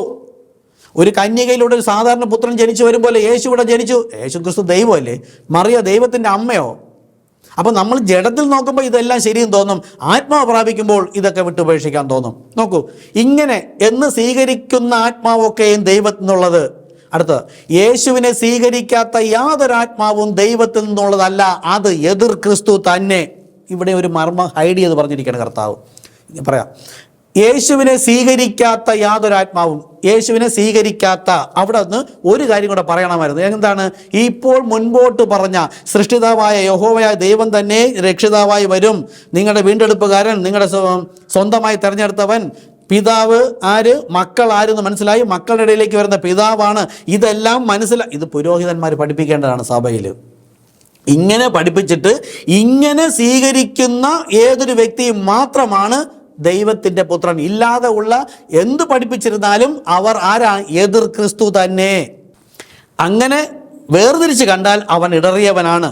അപ്പോൾ പരിശുദ്ധാത്മാവിലല്ലാതെ യേശുവിനെ കർത്താവെന്ന് പറയാൻ കഴിയില്ല എന്ന് പറഞ്ഞാൽ യേശു മണ്ടൻ എന്ന് കയറേണ്ടി വരും. ഈ പരിശുദ്ധാത്മ പ്രാപിക്കാത്ത ഭൂമിയിലുള്ള എല്ലാവരും യേശു കർത്താവ് എന്ന് പറയുന്നു. പക്ഷേ കർത്താവ് അവിടെ ഒരു മർമ്മം പറഞ്ഞിട്ടുണ്ട്. ഹൃദയം കൊണ്ട് വിശ്വസിക്കണം. ഞാൻ ഹൃദയങ്ങൾ എത്രയും നോക്കുന്നത്. ഇന്നത്തെ ഭൂമിയിലെ സകല സഭകൾ ഞാൻ യേശുവിനെ കർത്താവ് തന്നെയാണ് വിശ്വസിക്കുന്നത്. അങ്ങനെയല്ല, ഹൃദയം കൊണ്ട് ഇത് ഒന്ന് എന്ന് വിശ്വസിക്കണം. അവൻ ഹൃദയത്തിനൊരു കാഴ്ച കാണുന്നത് ആ വചനമാണ് ഇതുവരെയും പറഞ്ഞുകൊണ്ടിരിക്കുന്നത്. ഉൽപ്പത്തി പുസ്തകം മുതൽ പറയുന്നത് യഹോവയായ സൃഷ്ടികർത്താവായ ദൈവം ഇസ്രായേലിൻ്റെ രാജാവ് തന്നെ ഇറങ്ങി വരൂ എന്നുള്ള വചനം നമ്മൾ കണ്ടു. ആ വന്നവൻ മന്ദിരത്തിൽ ശരീരത്തിൽ തന്നെ എന്ന് പറയുമ്പോൾ നിങ്ങൾക്കൊരു കാഴ്ച കാണണം, ഹൃദയത്തിൽ ഉറപ്പിക്കണം. ആ ഉറപ്പോടും കൂടെ യേശു കർത്താവ് എന്ന് പറയാതെ ഉള്ളവർ എല്ലാം പാപത്തിൽ മരിച്ചിരിക്കുന്നു. അപ്പോൾ പരിശുദ്ധാത്മാവിൽ അല്ലാതെ യേശുവിനെ കർത്താവ് എന്ന് പറയാൻ കഴിയില്ല എന്ന് പറഞ്ഞു. പക്ഷേ യേശുവിനെ കർത്താവ് എന്ന് വിളിച്ചാരതാണെന്നറിയാമോ? ഭൃത്യമായി വിളിച്ചു, കുരുടൻ വിളിച്ചു, വേശ്യയെ വിളിച്ചു, ചുങ്കക്കാരി വിളിച്ചു, ഇതുപോലെ ഭൂതം പിടിച്ച് കിടന്നവരും പാപികളുമെല്ലാം യേശുവിനെ കർത്താവ് എന്ന് വിളിച്ചു. യേശുവിനെ നോക്കിയിരുന്ന പള്ളിപ്രമാണിമാരും മുഴുവൻ വിളിച്ചത് ബേൽസബൂൽ, ഭൂതം, നിനക്ക് ഭ്രാന്തുണ്ട് എന്നാണ് വിളിച്ചത്. അത് ഇന്നും അങ്ങനെ തന്നെയാണ്. ഈ സത്യങ്ങളെല്ലാം പറയുമ്പോഴത്തേക്കും പുരോഹിതന്മാർക്ക് ഇരിക്കാൻ പറ്റില്ല. ഓക്കെ, ഇനി നമ്മൾ ഇത്രയും കാര്യം പറഞ്ഞു. പഴയ നിയമത്തിലെ യഹോവ വരും, യഹോവയ്ക്ക് മുമ്പായി വഴിനിരത്തേണ്ട ഒരുവനായിരിക്കും. അത് സുവിശേഷങ്ങളിൽ വന്നപ്പം യോഹന്നാൻ സ്നാപകനാണ്. യോഹന്നാൻ സ്നാപകൻ ചൂണ്ടിക്കാണിച്ചത് യേശു ക്രിസ്തുവിനെ. ആരാണ്? ഇമ്മാനുവൽ, ദൈവം. ദൈവങ്ങളിൽ ഒരുവനല്ല, ദൈവം തന്നെയാണ് വന്നത്. ഇനി അതിനുള്ള ചില തെളിവുകൾ നോക്കുകയാണ്. യഹോവ അവകാശപ്പെട്ടിരുന്ന അല്ലെങ്കിൽ യഹോവ പറഞ്ഞിരുന്ന അതേ കാര്യം യേശു ക്രിസ്തുവിന് പറയുന്നുണ്ടെങ്കിൽ ഒന്നും ഉറപ്പിച്ചോളണം.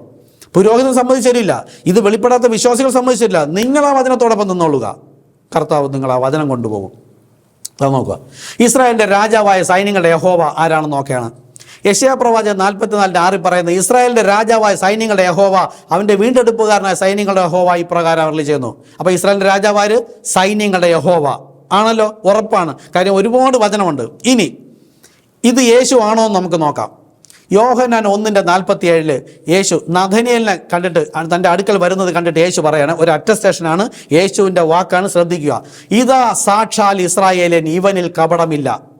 യേശു ആദ്യമേ പറയുകയാണ്, ഈ വരുന്ന നഥനയേൽ കള്ളം പറയുന്നവനല്ല, കള്ള ജീവിതം, ഭോഷ്ക്ക് ജീവിതമുള്ളവനല്ല, ദൈവം സ്വപ്നം കണ്ട ഒരു ഇസ്രായേലിനെ പോലെ ജീവിക്കുന്ന ഒരുവൻ, ഇതാ സാക്ഷാൽ ഇസ്രായേലിയൻ, അവനിൽ കപടമില്ല. ഇനി അവൻ പറയുന്ന കാര്യം നോക്കുക.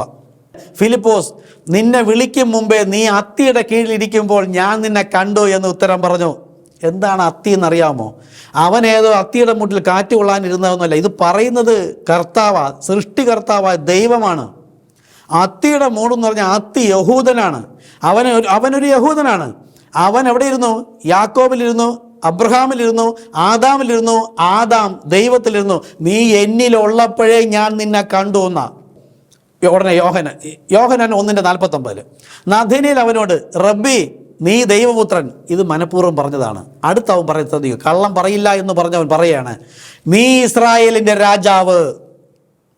ഈ പള്ളി പ്രമാണി എടുത്ത് പറഞ്ഞാൽ വിശ്വസിക്കും. അതെ, ഞങ്ങൾ വിശ്വസിക്കുന്നു, എഴുതി വെച്ചിട്ട്. അങ്ങനെ വിശ്വസിക്കില്ല. സൈന്യങ്ങളുടെ യഹോവ എന്ന ഇസ്രായേലിൻ്റെ രാജാവ് തന്നെയാണ് ശരീരത്തിൽ, മറിയിൽ നിർത്ത ശരീരത്തിൽ ഇവിടെ വന്നിരിക്കുന്നത് അവൻ തന്നെ ദൈവം. ഇത് രണ്ടെന്ന് പറഞ്ഞാൽ നിങ്ങൾ പാപത്തിൽ മരിച്ചിരിക്കുന്നു. അതാണ് യേശുവിനെ കർത്താവെന്ന് ഹൃദയം കൊണ്ട് വിശ്വസിച്ച് അത് തന്നെ ഏറ്റു പറയുന്നവൻ രക്ഷിക്കപ്പെട്ടിരിക്കുന്നു. അപ്പോൾ ഈ ഭൂമിയിലുള്ള മുഴുവൻ ക്രിസ്ത്യാനികളും ഈ ആക്ഷരിക വാക്ക് കൊണ്ടുവന്നിട്ട് ഇതിനെ 3 ആക്കുന്നുവെങ്കിൽ രക്ഷിക്കപ്പെട്ടിട്ട് പോലുമില്ല, പാപത്തിൽ മരിച്ചിരിക്കുകയാണ്. അതുകൊണ്ടാണ് ഞാനിങ്ങനെ സംസാരിക്കേണ്ടി വന്നത്. എനിക്ക് ലഭിച്ച ഈ താലന്ത് ഞാൻ കൊണ്ട് കുഴിച്ചിട്ട കർത്താവിനെ ദുഷ്ടദാസനെ എന്ന് വിളിക്കും. വിനിമയം ചെയ്യണം, എന്ത് തന്നെ വന്നിരുന്നാലും. ഇതുപോലെയാണ് ആ സിറോഫിനിക്കൽ സ്ത്രീ. മക്കളുടെ അപ്പം എടുത്ത് നായ്ക്കുട്ടികൾക്ക് ഇട്ട് കൊടുക്കില്ല എന്ന് പറഞ്ഞാൽ അവൾ എന്താ പറഞ്ഞത്? ദാവീദ് പുത്ര എന്ന് വിളിച്ച്, കർത്താവേന്നും വിളിച്ചു. 1000 ആണ്ട് വാഴ്ചയിൽ വരാൻ പോകുന്ന ദാവീദ് പുത്രനും ഈ ഭൂതമെന്ന് പറഞ്ഞ് ഈ പള്ളി പ്രമാണിമാർ തള്ളിക്കളയുന്ന നീ തന്നെയാണെന്ന് വെളിപ്പെട്ടൊരു സ്ത്രീയാണ്. പാപി. ഭർത്തിമായി വിളിച്ച്, കുരുടൻ, അവൻ കാഴ്ചയില്ല, പക്ഷെ കാഴ്ചയുണ്ട് എന്ന് പറഞ്ഞ് അവരെന്ത് വിളിച്ചു? ഭൂതമെന്ന്. കാഴ്ചയില്ലാത്ത ഭർത്തിമായി വിളിച്ച്, കർത്താവേ, ദാവീദ് പുത്ര. അത് യേശുവിൻ്റെ 1000 ആണ്ട് വാഴ്ചയുള്ള വെളിപ്പാടാണ്.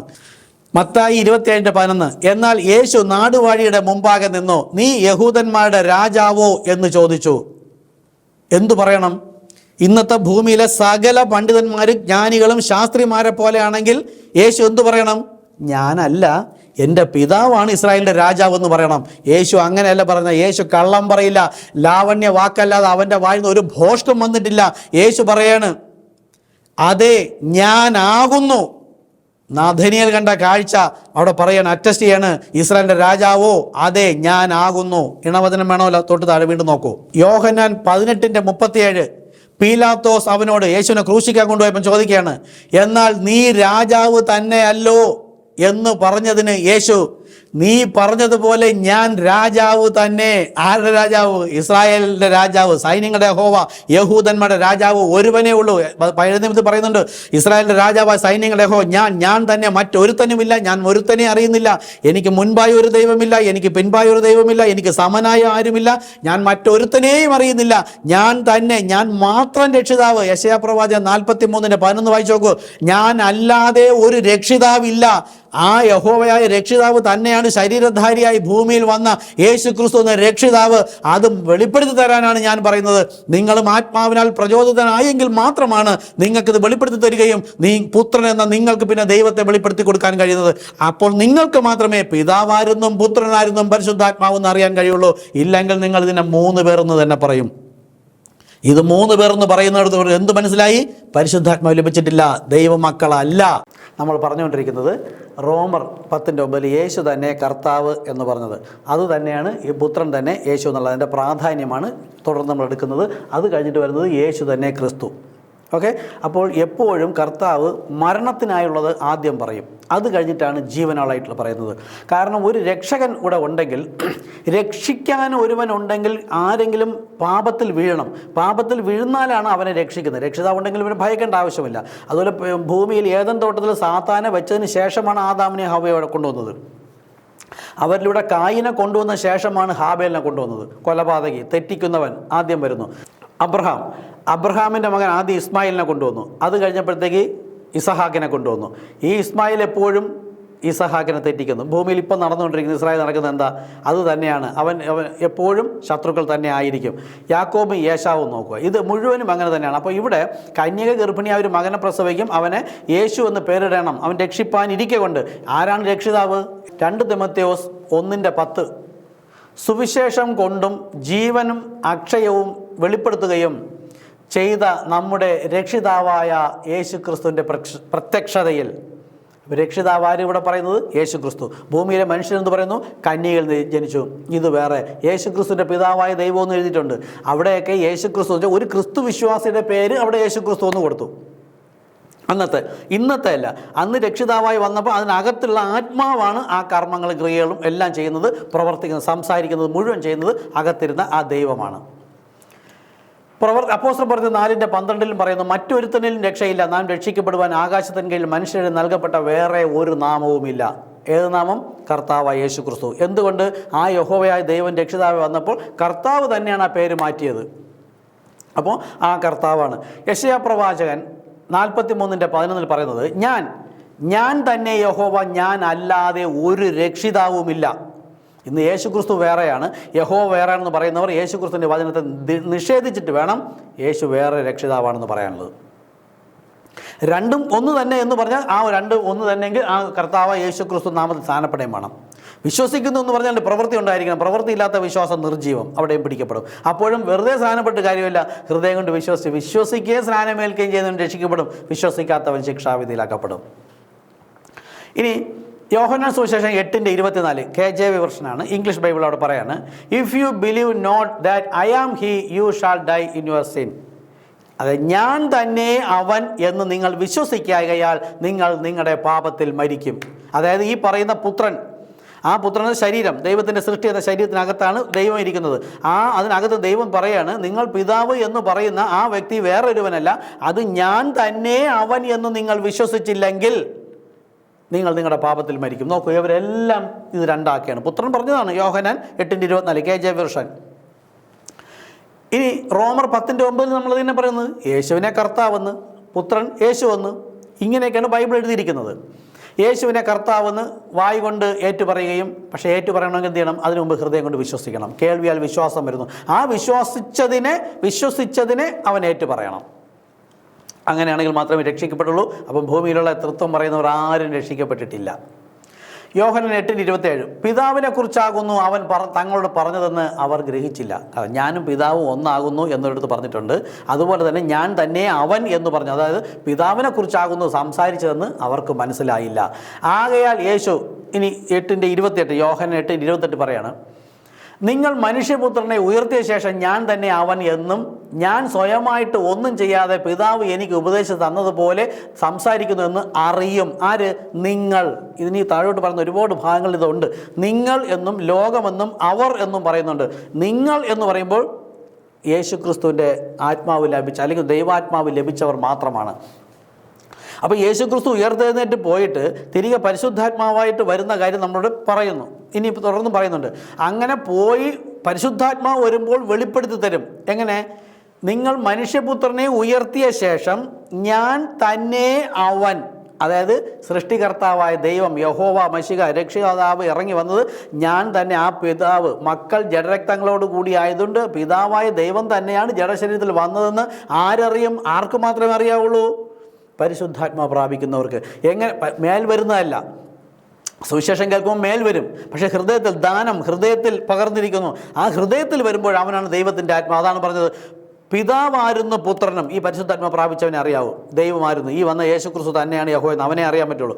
അവൻ പുത്രനും പിന്നെ ആ ദൈവദാസന്മാർ പുരോഹിതന്മാർ വെളിപ്പെടുത്തി കൊടുക്കാൻ ഇച്ഛിക്കുന്നവനും. അതായത് ഇത് വെളിപ്പെടുത്തി പറയുന്നുണ്ട്. ഇത് കേട്ട് ഗ്രഹിക്കാൻ താല്പര്യമുള്ളവർ ആരെങ്കിലും ഉണ്ടോ അവർക്കും മാത്രമേ ഇത് ഗ്രഹിക്കുള്ളൂ. ബാക്കി ആർക്കും, ബുദ്ധിയിൽ ജ്ഞാനം പ്രാപിക്കാനിരിക്കുന്നവർക്കൊന്നും ഇത് ഗ്രഹിക്കില്ല. അപ്പോൾ മനുഷ്യപുത്രൻ ഉയർത്തിയ ശേഷം എന്ന് പറഞ്ഞാൽ യേശുക്രിസ്തു ഉയർത്തെഴുന്നേറ്റ് പോയ ശേഷം പരിശുദ്ധാത്മാവ് വരും. ആ പരിശുദ്ധാത്മാവ് നിങ്ങളെ സകല സത്യത്തിലും വെളിപ്പെടുത്തും. അതായത് പരിശുദ്ധാത്മാവിലാകുന്നത് വരെ ഇത് രണ്ടായിരിക്കും. ഭൂമിയിലെ ഒരു പുരോഹിതന്മാരും ഒരു വിശ്വാസികൾ എന്ന് പറയുന്നവരും പരിശുദ്ധാത്മാവ് പ്രാപിച്ചിട്ടില്ല. പരിശുദ്ധാത്മാവ് ഹൃദയത്തിൽ വരുന്ന ദൈവമാണ് നൽകുന്നത്. എനിക്കത് പ്രാപിക്കാന്ന് കൈ വയ്ക്കുന്നത് പരിശുദ്ധാത്മാവ് വരെയൊന്നുമില്ല. അവരുടെ ഉള്ളിലിരിക്കുന്ന ആത്മാവ് വരുന്നുണ്ട്. അതുകൊണ്ട് തന്നെ അവർ പഠിപ്പിക്കുന്ന ദുരുപദേശം നിങ്ങൾക്ക് ശരിയാവുന്നു.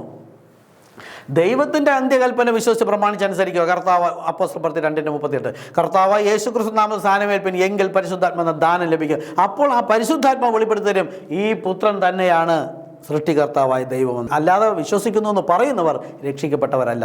ഹൃദയം കൊണ്ട് വിശ്വസിക്കണം. ഇനി ഇസ്രായേൽ ജനത്തിനും അബ്രഹാമിൻ്റെ വിശ്വാസമുള്ള ജാതികളുടെയും ഭർത്താവ് ആരാണെന്ന് നോക്കാം. ഒരു ഭർത്താവ് ഉണ്ടാവണമല്ലോ. പഴയ നിയമത്തിലായാലും പുതിയ നിയമത്തിലായാലും. ഇത് രണ്ട് വ്യക്തികളാണെങ്കിൽ രണ്ട് ഭർത്താവ് ഉണ്ടാവണം. 2 കൊരിന്ത്യർ 11:2 പറയുന്നു, ഞാൻ നിങ്ങളെക്കുറിച്ച് ദൈവത്തിൻ്റെ എരിവോടെ എരിയുന്നു. ഞാൻ ക്രിസ്തു എന്ന ഏക പുരുഷന് നിങ്ങളെ നിർമ്മല കന്യകയായി ഏൽപ്പിപ്പാൻ വിവാഹം നിശ്ചയം ചെയ്യുന്നു. പുതിയ നിയമസഭയിലെ വിശ്വാസികൾക്ക് ഭർത്താവ് കർത്താവായ യേശു ക്രിസ്തു തന്നല്ലോ. ഒരേ ഒരു ഭർത്താവ് ഉണ്ടാവുള്ളൂ. 2 ഭർത്താവ് ഉണ്ടെങ്കിൽ വ്യഭിചാരിണി എന്ന് വരും. യെശയ്യാ പ്രവാചകൻ 54:5 പഴയ നിയമത്തിൽ പറയാണ് യഹൂദന്മാരോട്, നിന്റെ സൃഷ്ടിതാവാകുന്നു നിന്റെ ഭർത്താവ്, സൈന്യങ്ങളുടെ യഹോവ എന്നാകുന്നു അവൻ്റെ നാമം. എത്ര സ്പഷ്ടമായി കിടക്കുന്നു. ജ്ഞാനികൾക്കും വിവേകികൾക്കും ദൈവം തൻ്റെ മർമ്മം മറച്ചു വെച്ചിരിക്കുകയാണ്. ഈ ശരീരത്തിൽ വന്ന യേശുക്രിസ്തു എന്ന് പറയുന്നത് തന്നെയാകുന്നു സൃഷ്ടികർത്താവ്. അവൻ്റെ പേര് യഹോവ എന്നാകുന്നു. പക്ഷേ സുവിശേഷങ്ങളിൽ വന്നപ്പോഴത്തേക്കോ കർത്താവിന് വഴിയൊരുക്കുവിൻ, അവൻ്റെ പാത നിരപ്പാക്കുവിൻ. യെശയ്യാ പ്രവാചകൻ 43 എന്ത് പറയുന്നു? യഹോവയ്ക്ക് വഴിയൊരുക്കുവിൻ, നമ്മുടെ ദൈവത്തിന് വഴിയൊരുക്കുവിൻ. ആ യഹോവയായ സൃഷ്ടികർത്താവായ ദൈവം ശരീരത്തിൽ വന്നപ്പോൾ കർത്താവായ യേശുക്രിസ്തു എന്ന് പറഞ്ഞു. ഈ യേശുക്രിസ്തു എന്ന കർത്താവും യഹോവ എന്ന കർത്താവും 2 എന്നാണ് ഭൂമിയിൽ എല്ലാവരും പഠിപ്പിക്കുന്നത്. 1 എന്ന് പഠിപ്പിക്കുന്നവനല്ലാതെ ബാക്കി ആരും, അങ്ങനെ വിശ്വസിക്കുന്നവരല്ലാത്ത ആരും രക്ഷിക്കപ്പെട്ടിട്ട് പോലുമില്ല. ആദ്യത്തെ സ്റ്റെപ്പ് പോലും ആയിട്ടില്ല. അപ്പോൾ യെശയ്യാ പ്രവാചകൻ 54:5 പറയുന്നു, സൃഷ്ടിതാവാകുന്നു നിന്റെ ഭർത്താവ്, സൈന്യങ്ങളുടെ യഹോവ എന്നാകുന്നു അവൻ്റെ നാമം. ഇസ്രായേലിൻ്റെ പരിശുദ്ധനാകുന്നു നിന്റെ വീണ്ടെടുപ്പുകാരൻ. കണ്ടോ, ഈ സൃഷ്ടികർത്താവ് തന്നെയാണ് വീണ്ടെടുപ്പുകാരൻ. യേശുക്രിസ്തു വീണ്ടെടുപ്പുകാരൻ എന്ന് പറഞ്ഞിട്ട് യഹോവയാണ് സൃഷ്ടികർത്താവ്. യേശു അത് സൃഷ്ടിയാണ്, പുത്രനാണ്. ഇത് മുഴുവൻ ബുദ്ധി പിശാച് കലക്കിയിരിക്കുകയാണ്. അവിശ്വാസികളുടെ ഹൃദയത്തെ കുരുടാക്കിയിരിക്കുന്നു. ആരുടെയെങ്കിലും ആത്മാവിൽ ദരിദ്രരായവരുടെ കണ്ണ് തുറക്കാൻ വേണ്ടിയിട്ടാണ് ഞാൻ ഈ സംസാരിക്കുന്നത്. ഇനി ഇണവചനമാണല്ലോ. യിരെമ്യാ പ്രവാചകന്റെ പുസ്തകം 31:32 ഞാൻ അവരുടെ പിതാക്കന്മാരെ കൈക്ക് പിടിച്ച് മിസ്രയീം ദേശത്തു നിന്ന് കൊണ്ടുവന്ന നാളിൽ ഞാൻ അവരോട് ചെയ്ത നിയമം പോലെ അല്ല. ഞാൻ അവർക്ക് ഭർത്താവായിരുന്നിട്ടും അവർ എൻ്റെ നിയമം ലംഘിച്ച് കളഞ്ഞു എന്ന് യഹോവയുടെ അരുളപ്പാട്. അത്ര കൃത്യമായി വചനം പറഞ്ഞിരിക്കുന്നു. ഈ കർത്താവ് വരാൻ സമയമായി. ഈ അന്ത്യനാളിലായപ്പോൾ ദൈവം ഇതെല്ലാം വെളിപ്പെടുത്തി തരാണ്. ഇപ്പോഴെങ്കിലും നിങ്ങളുടെ സഭ വലുത്, പാസ്റ്റർ വലുത്, എൻ്റെ ജീവിതം വലുത്, കുടുംബം വലുത്, വിദ്യാഭ്യാസം വലുത്, ഞാൻ ഡോക്ടറാണ്, എഞ്ചിനീയറാണ്, അല്ലെങ്കിൽ സമൂഹത്തിൽ പ്രമുഖനാണ്, ഇതൊക്കെ ഉണ്ടെങ്കിൽ നിങ്ങളുടെ ദൈവം വയറാണ്. നിങ്ങളതെല്ലാം വിട്ടുകളയുക. ആ പുരോഹിതന്മാരും ആ വിശ്വാസികളുമല്ല, ഈ ദൈവവചനവും ഈ വെളിപ്പാടിൽ, ഈ ലഭിക്കുന്ന വെളിപ്പാടിലാണ് കെട്ടേണ്ടത്. ഇത്രയും കാലം ബൈബിൾ നിങ്ങളുടെ കയ്യിൽ ഇരുന്നല്ലോ, ഇപ്പോൾ വെളിപ്പെടുത്തി തരികയില്ലേ? അപ്പം പുത്രൻ പിതാവിനെ വെളിപ്പെടുത്തുന്നു. പുത്രനാരാ? പരിശുദ്ധാത്മാവ് ലഭിച്ച വ്യക്തികൾക്കേ ഇത് പറഞ്ഞു തരാൻ കഴിയുള്ളൂ. നിങ്ങൾക്ക് പരിശുദ്ധാത്മാവ് ലഭിച്ചു കഴിഞ്ഞാൽ നിങ്ങൾ വെളിപ്പെടുത്തി കൊടുക്കും. അപ്പം പിതാവായിരുന്നു പുത്രനും, പുത്രൻ വെളിപ്പെടുത്തി കൊടുക്കാൻ ഇച്ഛിക്കുന്നവനുമല്ലാതെ ആരും അറിയില്ല. ദൈവാത്മാവ് വഴി നടത്തുന്നവനാണ് ദൈവത്തിൻ്റെ പുത്രൻ. അവനെ ഇത് പറഞ്ഞു കൊടുക്കാനും അവനെ മാത്രമേ ദൈവം തൻ്റെ പുത്രനായിട്ട് അംഗീകരിക്കുകയുമുള്ളൂ. ഓക്കെ, അപ്പോൾ ഭർത്താവിന് 2 വചനം കിട്ടി. ഇനി എല്ലാ മുഴങ്കാലും മടങ്ങുന്നത് ആരുടെ മുമ്പിലാണെന്ന് നോക്കാം. യെശയ്യാപ്രവാചകൻ 45:23 പറഞ്ഞു, എന്നാണ് എൻ്റെ മുമ്പിൽ ഏത് മുഴങ്കാലും മടങ്ങും. ഇനി പുതിയ നിയമത്തിലേക്ക് വന്നാൽ ഇത് രണ്ടും ഒന്നാണെങ്കിൽ അത് തന്നെ പറയണം. ഫിലിപ്പിയർ 2:10 അങ്ങനെ യേശുവിൻ്റെ നാമത്തിങ്കൽ സ്വർലോകരുടെയും ഭൂലോകരുടെയും അധോലോകരുടെയും മുഴങ്കാലൊക്കെയും മടങ്ങും. ഈ ജീവിച്ചിരിക്കുന്ന ക്രിസ്തുവിൻ്റെ മണവാട്ടിമാരെന്ന് പറയുന്ന കത്തോലിക്ക് മുതൽ പെന്തക്കോസ്തിലിരിക്കുന്ന ഒരൊറ്റ സഭക്കാർ കർത്താവായ യേശു ക്രിസ്തു നാമത്തിൽ മുട്ടുമടക്കിയിട്ടില്ല. ഈ അടുത്ത സമയത്ത് ട്രാക്ട് കൊണ്ടുപോയപ്പം മഹാപുരോഹിതന്മാർ, ശ്രേഷ്ഠന്മാർ, പണ്ഡിതന്മാർ, BTH എടുത്ത് എന്തൊക്കെയോ ഡിഗ്രി എടുത്തവന്മാർ യേശു ക്രിസ്തു നാം മിണ്ടരുത്, അശേഷം മിണ്ടരുതെന്ന് ഒന്നാമത്തെ സഭാകാലത്തിൽ അപ്പോസ്തലപ്രവൃത്തി 2:12 ഒരു നാമം നമുക്ക് നൽകിയപ്പോൾ 5 വാക്യം താഴെ ഈ നാമം അശേഷം മിണ്ടരുത് ആരോട് ഉപദേശിക്കുന്നു പറഞ്ഞ എതിർ ക്രിസ്തുക്കൾ തന്നെയാണ് ഇന്നും സഭയുടെ തലപ്പത്തിരിക്കുന്നത്. അവർ നമ്മളെ ഉപദ്രവിക്കുകയാണ്. ഇവിടെ മിണ്ടരുത്, യേശു ക്രിസ്തു നാമം മിണ്ടരുത്. നോക്കൂ, എല്ലാവരുടെയും മുഴങ്കാൽ മടങ്ങും. സ്വർഗത്തുള്ളവൻ്റെയും ഭൂമിയിലുള്ളവൻ്റെയും, ഇനി നരകത്തിലേക്ക് പോകുന്ന അല്ലെങ്കിൽ അധമപാതാളത്തിലോ അല്ലെങ്കിൽ പറുദീസയിലെ ഉണ്ടായിരുന്നവൻ്റെ എല്ലാ യേശുക്രിസ്തു നാമത്തിൽ മുഴങ്കാൽ മടക്കിയവരെ പറുദീസയിൽ പോയിട്ടുള്ളൂ. ഇന്ന് മുട്ടുമടക്കാത്ത, കർത്താവായ യേശുക്രിസ്തു നാമത്തിൽ മുട്ടുമടക്കാത്തവരാണ് ഈ ഭൂമിയിലെ സകല ക്രിസ്ത്യാനികളും. ഓക്കെ, എൻ്റെ സംസാരമൊക്കെ ചിലപ്പം ശരിയാവില്ല. ഞാൻ ബൈബിൾ കോളേജിൽ നിന്ന് പഠിച്ചിട്ടില്ല. ഇന്നലെ ഒരു പുരോഹിതൻ വിളിച്ചു, അവർ ഡോക്ടറാണ്, ഞാൻ പേരൊന്നും പറയുന്നില്ല, ഡോക്ടറാണ്. പിന്നെ BTHലും ഡോക്ടർ എടുത്ത് 2-3 BTH എടുത്തു. വിദേശ ബൈബിൾ കോളേജിൽ പഠിച്ചു, ജർമ്മൻ ബൈബിൾ കോളേജിലൊക്കെ പഠിച്ചു. പക്ഷേ അവർക്കൊന്നും വെളിപ്പെടില്ല. ഞാൻ ആ ശൈലിയിലല്ല സംസാരിക്കുന്നത്, സാധാരണ ഒരു നാട്ടുഭാഷയിൽ. യേശുവിനെ മനസ്സിലായതും യേശു തിരഞ്ഞെടുത്തതും എല്ലാം സാധാരണ ആൾക്കാരായിരുന്നു. അതുകൊണ്ട് സംസാരം നോക്കണ്ട, ദൈവത്തിൻ്റെ വചനത്തിലേക്ക് നോക്കുക. നിങ്ങളുടെ ഹൃദയം കത്തിക്കൊണ്ടിരിക്കുന്നു. ഈ ഓരോ വചനവും കേൾക്കുമ്പോൾ നിങ്ങളുടെ ഹൃദയം കത്തിക്കൊണ്ടിരിക്കും. നോക്കുക, അനേകരുടെ ഹൃദയം കത്തും, എന്നെ വിളിക്കുന്നുണ്ട്. പക്ഷേ വിശ്വാസത്തിൻ്റെ പ്രവൃത്തിയുണ്ട്. കർത്താവ് യേശു ക്രിസ്തു നാമത്തിൽ ആ സ്നാനമേറ്റ് ദൈവസഭയുടെ ആയി ജീവപര്യന്തം അല്ലെങ്കിൽ മരണപര്യന്തം വിശ്വസിച്ച് നിൽക്കുക. യെശയ്യാപ്രവാചകൻ 45:21 ഞാനല്ലാതെ വേറൊരു ദൈവമില്ല, ഞാനല്ലാതെ നീതിമാനായ ഒരു ദൈവവും രക്ഷിതാവും ഇല്ല. ഞാൻ ദൈവം യഹോവ പറയാണ്. അപ്പോൾ യേശുക്രിസ്തു രക്ഷിതാവല്ലേ? യേശുക്രിസ്തു നീതിമാനുമല്ലേ? വീണ്ടെടുപ്പുകാരനും വിടുതൽക്കാരനും എല്ലാം യേശുക്രിസ്തുവാണ്. പക്ഷേ യേശുക്രിസ്തു എന്ന ഈ ആത്മാവ് നാം അറിയപ്പെടുന്നത്, അല്ലെങ്കിൽ കണ്ട ശരീരമല്ല, ശരീരത്തിനകത്തിരുന്ന ആത്മാവ് തന്നെയാണ് സൃഷ്ടിതാവായ യഹോവ എന്ന ദൈവം. ഓക്കെ, അടുത്ത യെശയ്യാപ്രവാചകൻ 43:10 നിങ്ങൾ അറിഞ്ഞ് എന്നെ വിശ്വസിക്കുകയും ഞാനാകുന്നു എന്ന് ഗ്രഹിക്കുകയും ചെയ്യേണ്ടതിന് എൻ്റെ സാക്ഷികളും ഞാൻ തിരഞ്ഞെടുത്തിരിക്കുന്ന എൻ്റെ ദാസനുമാകുന്നു എന്ന് യഹോവയുടെ അരുളപ്പാട്. എനിക്ക് മുമ്പേ ഒരു ദൈവം ഉണ്ടായിട്ടില്ല, എനിക്ക് ശേഷം ഉണ്ടാവുകയുമില്ല. നോക്കൂ, ഈ ലോകം ബുദ്ധിമാന്മാർ, ജ്ഞാനികൾ പഠിപ്പിക്കുന്ന യഹോവയായ ദൈവത്തിൻ്റെ സൃഷ്ടിയാണ് യേശുക്രിസ്തു. അപ്പം ദൈവം സൃഷ്ടിച്ച രണ്ടാമത്തത്, അതിനെ ദൈവം എന്ന് പറയുന്നു. ഇവിടെ യഹോവ എന്ന് പറയുന്നത് എനിക്ക് മുൻപായിട്ടൊരു ദൈവമില്ല, എനിക്ക് പിൻപായിട്ടൊരു ദൈവമില്ല. ഇനി വേറെ അടുത്ത് പറഞ്ഞു എനിക്ക് സമനായും ആരുമില്ല. അപ്പോൾ അവർ പറഞ്ഞു യേശുക്രിസ്തു ദൈവത്തോടുള്ള സമത്വം മുറുകെ പിടിക്കാതെ, കണ്ട, 2 പേര് അവിടെ ഉണ്ടായിരുന്നു, ദൈവത്തോട് സമനായിരുന്നു, സമത്വം മുറുകെ പിടിക്കാതെ. ഇതെല്ലാം പിശാച് ബൈബിൾ കോളേജിലൂടെ പഠിപ്പിക്കുന്ന ബുദ്ധിയാണ്. അപ്പം ദൈവം ദൈവമായിരിക്കെ ആ പൊസിഷൻ ദൈവത്തിൻ്റെ സർവ്വസ്വരൂപവും അങ്ങനെ ഒന്നുമല്ല, അതെല്ലാം മാറ്റി വച്ചിട്ട് സാധാരണ ഒരു മനുഷ്യനായി, അതാണ് സമത്വം മുറുകെ പിടിക്കാതെ അവൻ തന്നെ വേഷത്തിൽ മനുഷ്യനായി. പിശാച് പഠിപ്പിക്കുന്ന 2 പേരുണ്ടായിരുന്നു, ആ സമത്വം മുറുകെ പിടിക്കും. കാര്യം എന്താ? നാം നമ്മുടെ സ്വരൂപത്തിലും. ഇതാ ഞാൻ പറഞ്ഞത്, ബൈബിൾ അക്ഷരമായി തന്നിരിക്കുന്നത് മരണത്തിൻ്റെ ശുശ്രൂഷയുണ്ട്. പഴയ എബ്രായ ലേഖനം 6-7 വായിച്ചു നോക്കുക. മരണത്തിൻ്റെ ശുശ്രൂഷ അത് നീങ്ങിപ്പോകണം. ജീവൻ്റെ ശുശ്രൂഷ അത് തേജസ് ഏറിയതാകുന്നു. അപ്പം മരണത്തിനായും പറഞ്ഞിട്ടുണ്ട്, പിതാവിൻ്റെയും പുത്രൻ്റെയും പരിശുദ്ധാത്മാവിൻ്റെ നാമത്തിൽ. യേശു പറഞ്ഞത് ശരി തന്നെയാണ് കേട്ടോ. ആ നാമത്തിൽ സ്നാനപ്പെടണം. നാമം അപ്പോസ്തലന്മാരൊരു മാളിക മുറിയിൽ കാത്തിരിക്കാൻ പറഞ്ഞു, കാത്തിരുന്നപ്പോൾ നാമം പറഞ്ഞു കൊടുത്തു. എവർക്കും പരിശുദ്ധാത്മ പ്രാപിക്കേണ്ട, പരിശുദ്ധാത്മ പ്രാപിക്കാതെ ഇത് തന്നെ പറഞ്ഞുകൊണ്ടിരിക്കുന്നത്. ഇത് മരണത്തിനായിട്ട് മനഃപൂർവ്വം പറഞ്ഞു തന്നെയാണ്. പരിശുദ്ധാത്മ പ്രാപിക്കണം, ദൈവത്തിൻ്റെ ഹിതം അതാണെങ്കിൽ നമ്മളങ്ങനെ ചെയ്യണം. ഓക്കെ, അടുത്ത യെശയ്യാപ്രവാചകൻ 46:8 ഇത് ഓർത്ത് സ്ഥിരത കാണിപ്പൻ, ദ്രോഹികളെ ഇത് മനസ്സിലാക്കുവിൻ, പണ്ടേ ഉള്ള പൂർവ്വകാര്യങ്ങളെ ഓർത്തുകൊള്ളുവിൻ. ഞാൻ അല്ലാതെ വേറൊരു ദൈവമില്ല, ഞാൻ തന്നെ ദൈവം, എന്നെപ്പോലെ ഒരുത്തനുമില്ല. അപ്പോൾ അവർ പറയും അതെ, സൃഷ്ടിതാവായ ദൈവം അങ്ങ് വലിയ ദൈവമാണ്, യേശുക്രിസ്തു ചെറിയ ദൈവം. അത് യഹോവ സാക്ഷികളുടെ പഠിപ്പില്ല. അവരും വീണുപോയവരാണ്. വാസ്തവത്തിൽ നിങ്ങൾ യഹോവയുടെ അനുകാരിയാണെങ്കിൽ ആവർത്തന പുസ്തകം 12:18 പറഞ്ഞ പ്രകാരം മോശയെ പോലെ ഒരു പ്രവാചകനെ എഴുന്നേൽപ്പിക്കുന്നു. യഹോവ പറഞ്ഞ യേശുവിനെ സ്വീകരിക്കണമായിരുന്നു. യേശു പറഞ്ഞു ഞാൻ പോകുന്ന ശേഷം പെന്തക്കോസ്തും എല്ലാ സഭയും ഞാൻ പോയ ശേഷം പരിശുദ്ധാത്മാവിനെ അയക്കും, അല്ലെങ്കിൽ അപ്പോസ്തലന്മാരെ അയക്കും, അവനെ കേൾക്കണം. ഇന്ന് പറയുന്നത് അപ്പോസ്തലൻ പറഞ്ഞ സ്നാനം എനിക്ക് വേണ്ട, യേശുക്രിസ്തു പറഞ്ഞ സ്നാനം മതിയെന്ന്. അപ്പോൾ എന്ത് ചെയ്തു? വീണു പോകുന്നവർ തന്നെയാണ്. പുത്രൻ വേറെ പിതാവ് വേറെ എന്ന് പറയുന്നവരല്ല രക്ഷിക്കപ്പെട്ടത്, ദൈവജനവും. ഇവരൊന്നും രക്ഷിക്കപ്പെട്ടിട്ടുമല്ല. പിന്നെ എങ്ങനെ നീതീകരിക്കപ്പെടും, വിശുദ്ധീകരിക്കപ്പെടും, പരിശുദ്ധാത്മാവ് ലഭിക്കും, ദൈവമക്കളാവും, സ്വർഗീയ പ്രവേശനം? ഒരൊറ്റൊരെണ്ണം പോകില്ല. ഈ അന്ത്യകാലത്ത് അവസാന സമയത്തെങ്കിലും ഇത്രയെങ്കിലും ഞാൻ പറഞ്ഞില്ലെന്നുണ്ടെങ്കിൽ കർത്താവ് എന്നോട് ഓപിക്കും. താഴ്ന്ന് ലഭിച്ചിട്ട് കൊണ്ട് കുഴിച്ചിട്ടെന്ന് പറയും. എനിക്ക് മുമ്പായി വന്നവർ ഇങ്ങനെ വെളിപ്പെടുത്തി തന്നുകൊണ്ടാണ് എനിക്ക് ആ സത്യം മനസ്സിലാക്കാൻ കഴിഞ്ഞത്. അപ്പോൾ ലോകത്തെ ഈ ക്രിസ്ത്യാനികളെന്ന് പറയുന്നവർ ഇതിനെ 3 പഠിപ്പിക്കുമ്പോൾ ദൈവകൃപയാൽ നിങ്ങൾക്കെങ്കിലും മനസ്സിലാവുക. ഇത്രയും വചനങ്ങൾ പറഞ്ഞു തന്നിട്ടും നിങ്ങൾക്കത് ഗ്രഹിക്കുന്നില്ല എങ്കിൽ നിങ്ങൾ പരിശുദ്ധാത്മാവിനോട് ചോദിക്കുക. എനിക്ക് ഈ വക കാര്യങ്ങൾ ഏകദേശം 13 വർഷം മുമ്പാണ് ഒരു വ്യക്തി എൻ്റെ വീട്ടിലേക്ക് വന്നത്. അതിനു മുമ്പ് ഞാൻ കത്തോലിക്ക സഭയിൽ കുറേ കാലം ഇരുന്നു, മാർത്തോമ സഭയിലുണ്ടായിരുന്നു, CSIയിലുണ്ടായിരുന്നു. ഞാൻ ഈ സഭയിലെല്ലാം പോയതാണ്. മാസങ്ങളും വർഷങ്ങളും ഈ സഭകളിലെല്ലാം ഇരുന്ന ദൈവവചനത്തെ അന്വേഷിച്ചുകൊണ്ട് ഏതാണ് ശരിയെന്ന് അറിയാനായിട്ട്. എന്നാൽ ഇന്നിപ്പോൾ 58 വയസ്സായി. ഇവിടെയെല്ലാം ഈ സഭകളിലെല്ലാം ഇരുന്ന് ഇപ്പോൾ 13 വർഷം കൊണ്ട് കർത്താവ് എന്നെ വിളിച്ച് വേർതിരിച്ച് ഏകദേശം 5 വർഷം വിശ്വാസിയായിട്ടിരുന്നു.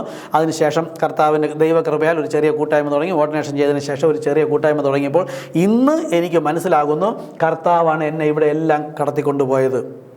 കാര്യം അപ്പോസ്തല പ്രവൃത്തിയിൽ 1-ാമത്തെ സഭ, കത്തോലിക്ക 2-ാമത്തെ സഭ, മാർത്തോമ 3-ാമത്തെ സഭ, CSI 4-ാമത്തെ സഭ, ലൂതറൻ സഭ 5-ാമത്തത്, പെന്തക്കോസ് 6-ാമത്തത്, ഇന്ന് ഞാൻ പോകുന്ന ലവോദിക സഭകാലം 7-ാമത്തെ. അപ്പോൾ ശരിയായ ഭർത്താവിനെ അന്വേഷിക്കുകയായിരുന്നു ഇവിടെ എല്ലാം. ഒരു കർത്താവിനെ രക്ഷിതാവായിട്ട് യഹോവ എന്ന കർത്താവ്. ഇത് 2 പഠിപ്പിക്കുമ്പോൾ കൂടി ശരിയാവുന്നില്ല. 3 പഠിപ്പിക്കുന്നു, പിന്നെ 3 ചേർന്ന് 1 പഠിപ്പിക്കും. അതെങ്ങനെ ഉള്ളവർക്കേ അത് മനസ്സിലാവുകയുള്ളൂ.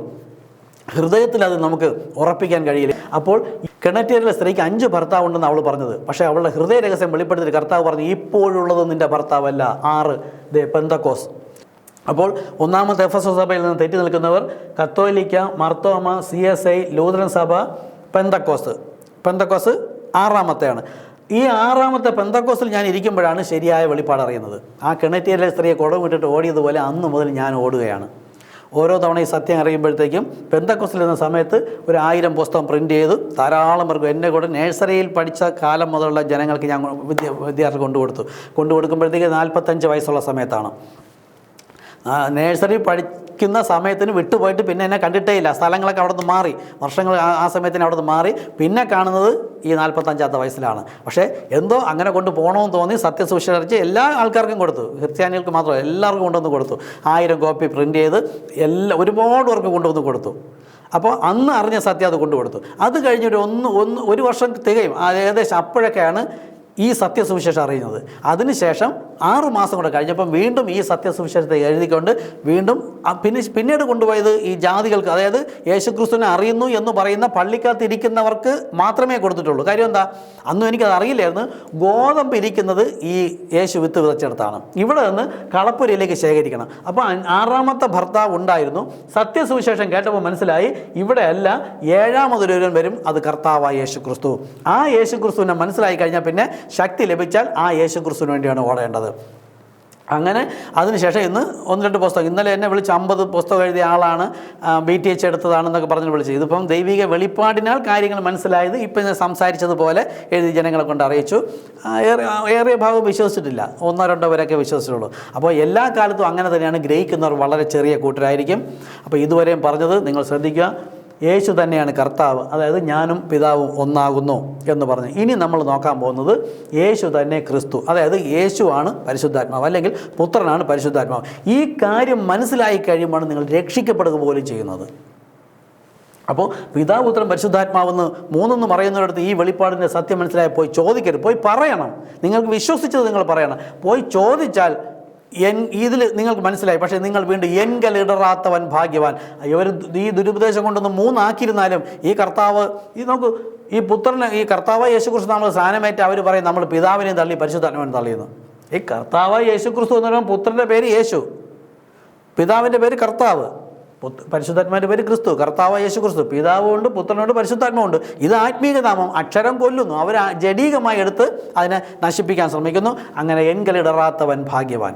അടുത്ത് നമ്മൾ പഠിക്കാൻ പോകുന്നത് യേശുവിനെ ക്രിസ്തു അല്ല എന്ന് നിഷേധിക്കുന്നവൻ കള്ളനാകുന്നു. എന്നാൽ ഇവർക്ക് എല്ലാവർക്കും അറിയാം, ഭൂമിയിലുള്ള എല്ലാ പള്ളിക്കാർക്കും അറിയാം യേശുവാണ് കർത്താവ് എന്നറിയാം. പക്ഷേ പുത്രനാണ് പിതാവ് എന്ന് പറഞ്ഞാൽ അവിടെ ഇടറിപ്പോവുകയാണ്. അതുപോലെ യേശുവാണ് ക്രിസ്തു എന്ന് എല്ലാവർക്കും അറിയാം. പക്ഷേ യേശു ആണ് ഈ ക്രിസ്തു എന്ന് വെച്ചാൽ എന്താണ് എന്നറിയണം. യേശുവാണ് ക്രിസ്തു, ക്രിസ്തു എന്ന് വെച്ചാൽ പരിശുദ്ധാത്മാവ്. ഇനി നമ്മൾ അതാണ് നോക്കാൻ പോകുന്നത്. ഇത് മൂന്നും തിരിച്ചറിഞ്ഞിട്ട് വേണം സ്നാനപ്പെടാൻ. കർത്താവ് യേശു ക്രിസ്തു നാമത്തിൽ സ്നാനപ്പെട്ട അനേകർ ഇരിപ്പുണ്ട്. കാലത്തികവിൽ ദൈവം ഒരു വ്യക്തിയിലൂടെ വെളിപ്പെടുത്തിയതാണ്. ആ വ്യക്തിയിലൂടെ പറഞ്ഞ കാര്യങ്ങളാണ് എനിക്ക് മനസ്സിലായത്. ഞാൻ ജനത്തോട് പറയുകയാണ്. ബൈബിളിലെ വചനമാണ് ആദ്യം പറയുന്നത്. ഇത് കേട്ട് വിശ്വസിക്കുന്നവരാണ് കളപ്പുരയെ ശേഖരിക്കേണ്ടത്. ഗോതമ്പ് വിതച്ചിരിക്കുകയാണ് ഇവിടെ, പക്ഷേ കളകളാണ് തിങ്ങി. ഈ കറുപ്പാണ് കളകൾ. ഗോതമ്പ് ഈ കാലം ആകുമ്പോഴത്തേക്ക് ഈ വെള്ള കാണുന്നതാണ് ഗോതമ്പ്. അല്പമേ ഉള്ളൂ. പെന്തക്കോസ്ത് കുറച്ച് ഉണ്ടായിരുന്നു.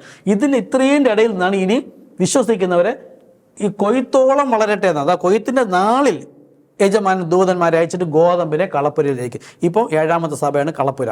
അതായത് 1ാമത്തെ മുദ്രയൊക്കെ പൊട്ടിച്ചു. 1ാമത്തെ കുതിരപ്പുറത്തുള്ളവൻ അന്നേ പുറപ്പെട്ടു വന്നു. ഈ സഭകൾ ബന്ധക്കോസ് വരെയുള്ളവർ പറയുന്ന മുദ്രയൊന്നും തുറന്നില്ലാന്ന്. ഇത് എല്ലാം പിശാച. 1ാമത്തെ മുദ്ര തുറക്കുന്നത് പരിശുദ്ധാത്മാവ് ഭൂമിയിലേക്ക് വരുന്ന സമയത്തിന് മുമ്പ് തന്നെ 1ാമത്തെ കുതിര പുറത്തുള്ളവൻ പുറത്തു വന്നു. അവൻ സഭയിൽ പുരോഹിതൻ്റെ വേഷത്തിൽ ഇരിക്കുകയായിരുന്നു. അപ്പോസ്തലപ്രവൃത്തി 4:12 കർത്താവായ യേശുക്രിസ്തു നാമം കൊടുത്തപ്പോൾ അതിനെ എതിർക്കുന്നവൻ പുരോഹിതനായിരുന്നു. നമുക്ക് സഭയ്ക്ക് പുറത്തുള്ള ഒരു അവിശ്വാസിയെ കൊണ്ടുവന്ന് പറയുകയാണ്, യേശുക്രിസ്തു നാമത്തിൽ സ്നാനപ്പെടുത്തരുത്, യേശുക്രിസ്തു നാമത്തിൽ വിവാഹം നടത്തരുത്, യേശുക്രിസ്തു നാമത്തിൽ കുഞ്ഞുങ്ങളെ പ്രതിഷ്ഠിക്കരുത്, യേശുക്രിസ്തു നാമത്തിൽ വിവാഹം നടത്തരുത്, യേശുക്രിസ്തു നാമത്തിൽ മരണ അടക്ക ശുശ്രൂഷ ചെയ്യരുത് എന്നൊരു അവിശ്വാസി വന്ന് പറയുമ്പോൾ നമ്മൾ അപ്പോൾ തന്നെ അടിച്ചോടി. കാര്യം കർത്താവായ യേശുക്രിസ്തുവിൻ്റെ നാമത്തിൽ ചെയ്യരുതെന്നോ? പക്ഷെ പിശാച് ഉപയോഗിക്കുന്ന തന്ത്രമാണ്. യേശു പറഞ്ഞത്, നിങ്ങൾ പിശാചിൻ്റെ തന്ത്രങ്ങൾ അറിയാത്തവരല്ലല്ലോ. അവൻ ദൈവപുരുഷനെന്നും BTH എടുത്തതും ഡിഗ്രി എടുത്തതുമായ പുരോഹിതൻ്റെ വേഷം ഇട്ടിരിക്കുന്ന ആരാണെന്നറിയാമോ? ചെന്നായി, ആട്ടിൻ തോലിട്ട ചെന്നായിക്കള. അവർ തന്നെ പറയുന്നു യേശുക്രിസ്തു നാമത്തിൽ സ്നാനപ്പെടരുത്. പച്ചക്ക് ചോദിച്ചിട്ടുണ്ട് കർത്താവ് യേശുക്രിസ്തു നാമത്തിൽ. അപ്പോസ്തലർ 2:38, 8:16, 10:48, 19:5. കാണുന്നു എന്ന് പറയുന്നവൻ കാണുന്നില്ല എന്നും കാണുന്നില്ല എന്ന് പറയുന്നവനെ കാണിക്കാനുമാണ് ഈ സുവിശേഷം ഇപ്പോൾ അറിയിക്കുന്നത്. ഓക്കെ, യേശു പോയ ശേഷം വന്ന പരിശുദ്ധാത്മാവ് ആര് എന്നാണ് നമ്മൾ നോക്കാൻ പോകുന്നത്. യോഹന്നാൻ 14:18 ഞാൻ നിങ്ങളെ അനാഥരായി വിടുകയില്ല. ഉയർത്തെഴുന്നേറ്റ് പോകുന്നതിന് മുമ്പ് യേശു പറയണേ, ഞാൻ എന്നാണ് പറയുന്നത്, നിങ്ങളെ എന്ന് പറയുന്നുണ്ട്. അനാഥരായി വിടുകയില്ല, ഞാൻ നിങ്ങളുടെ അടുക്കൽ വരും.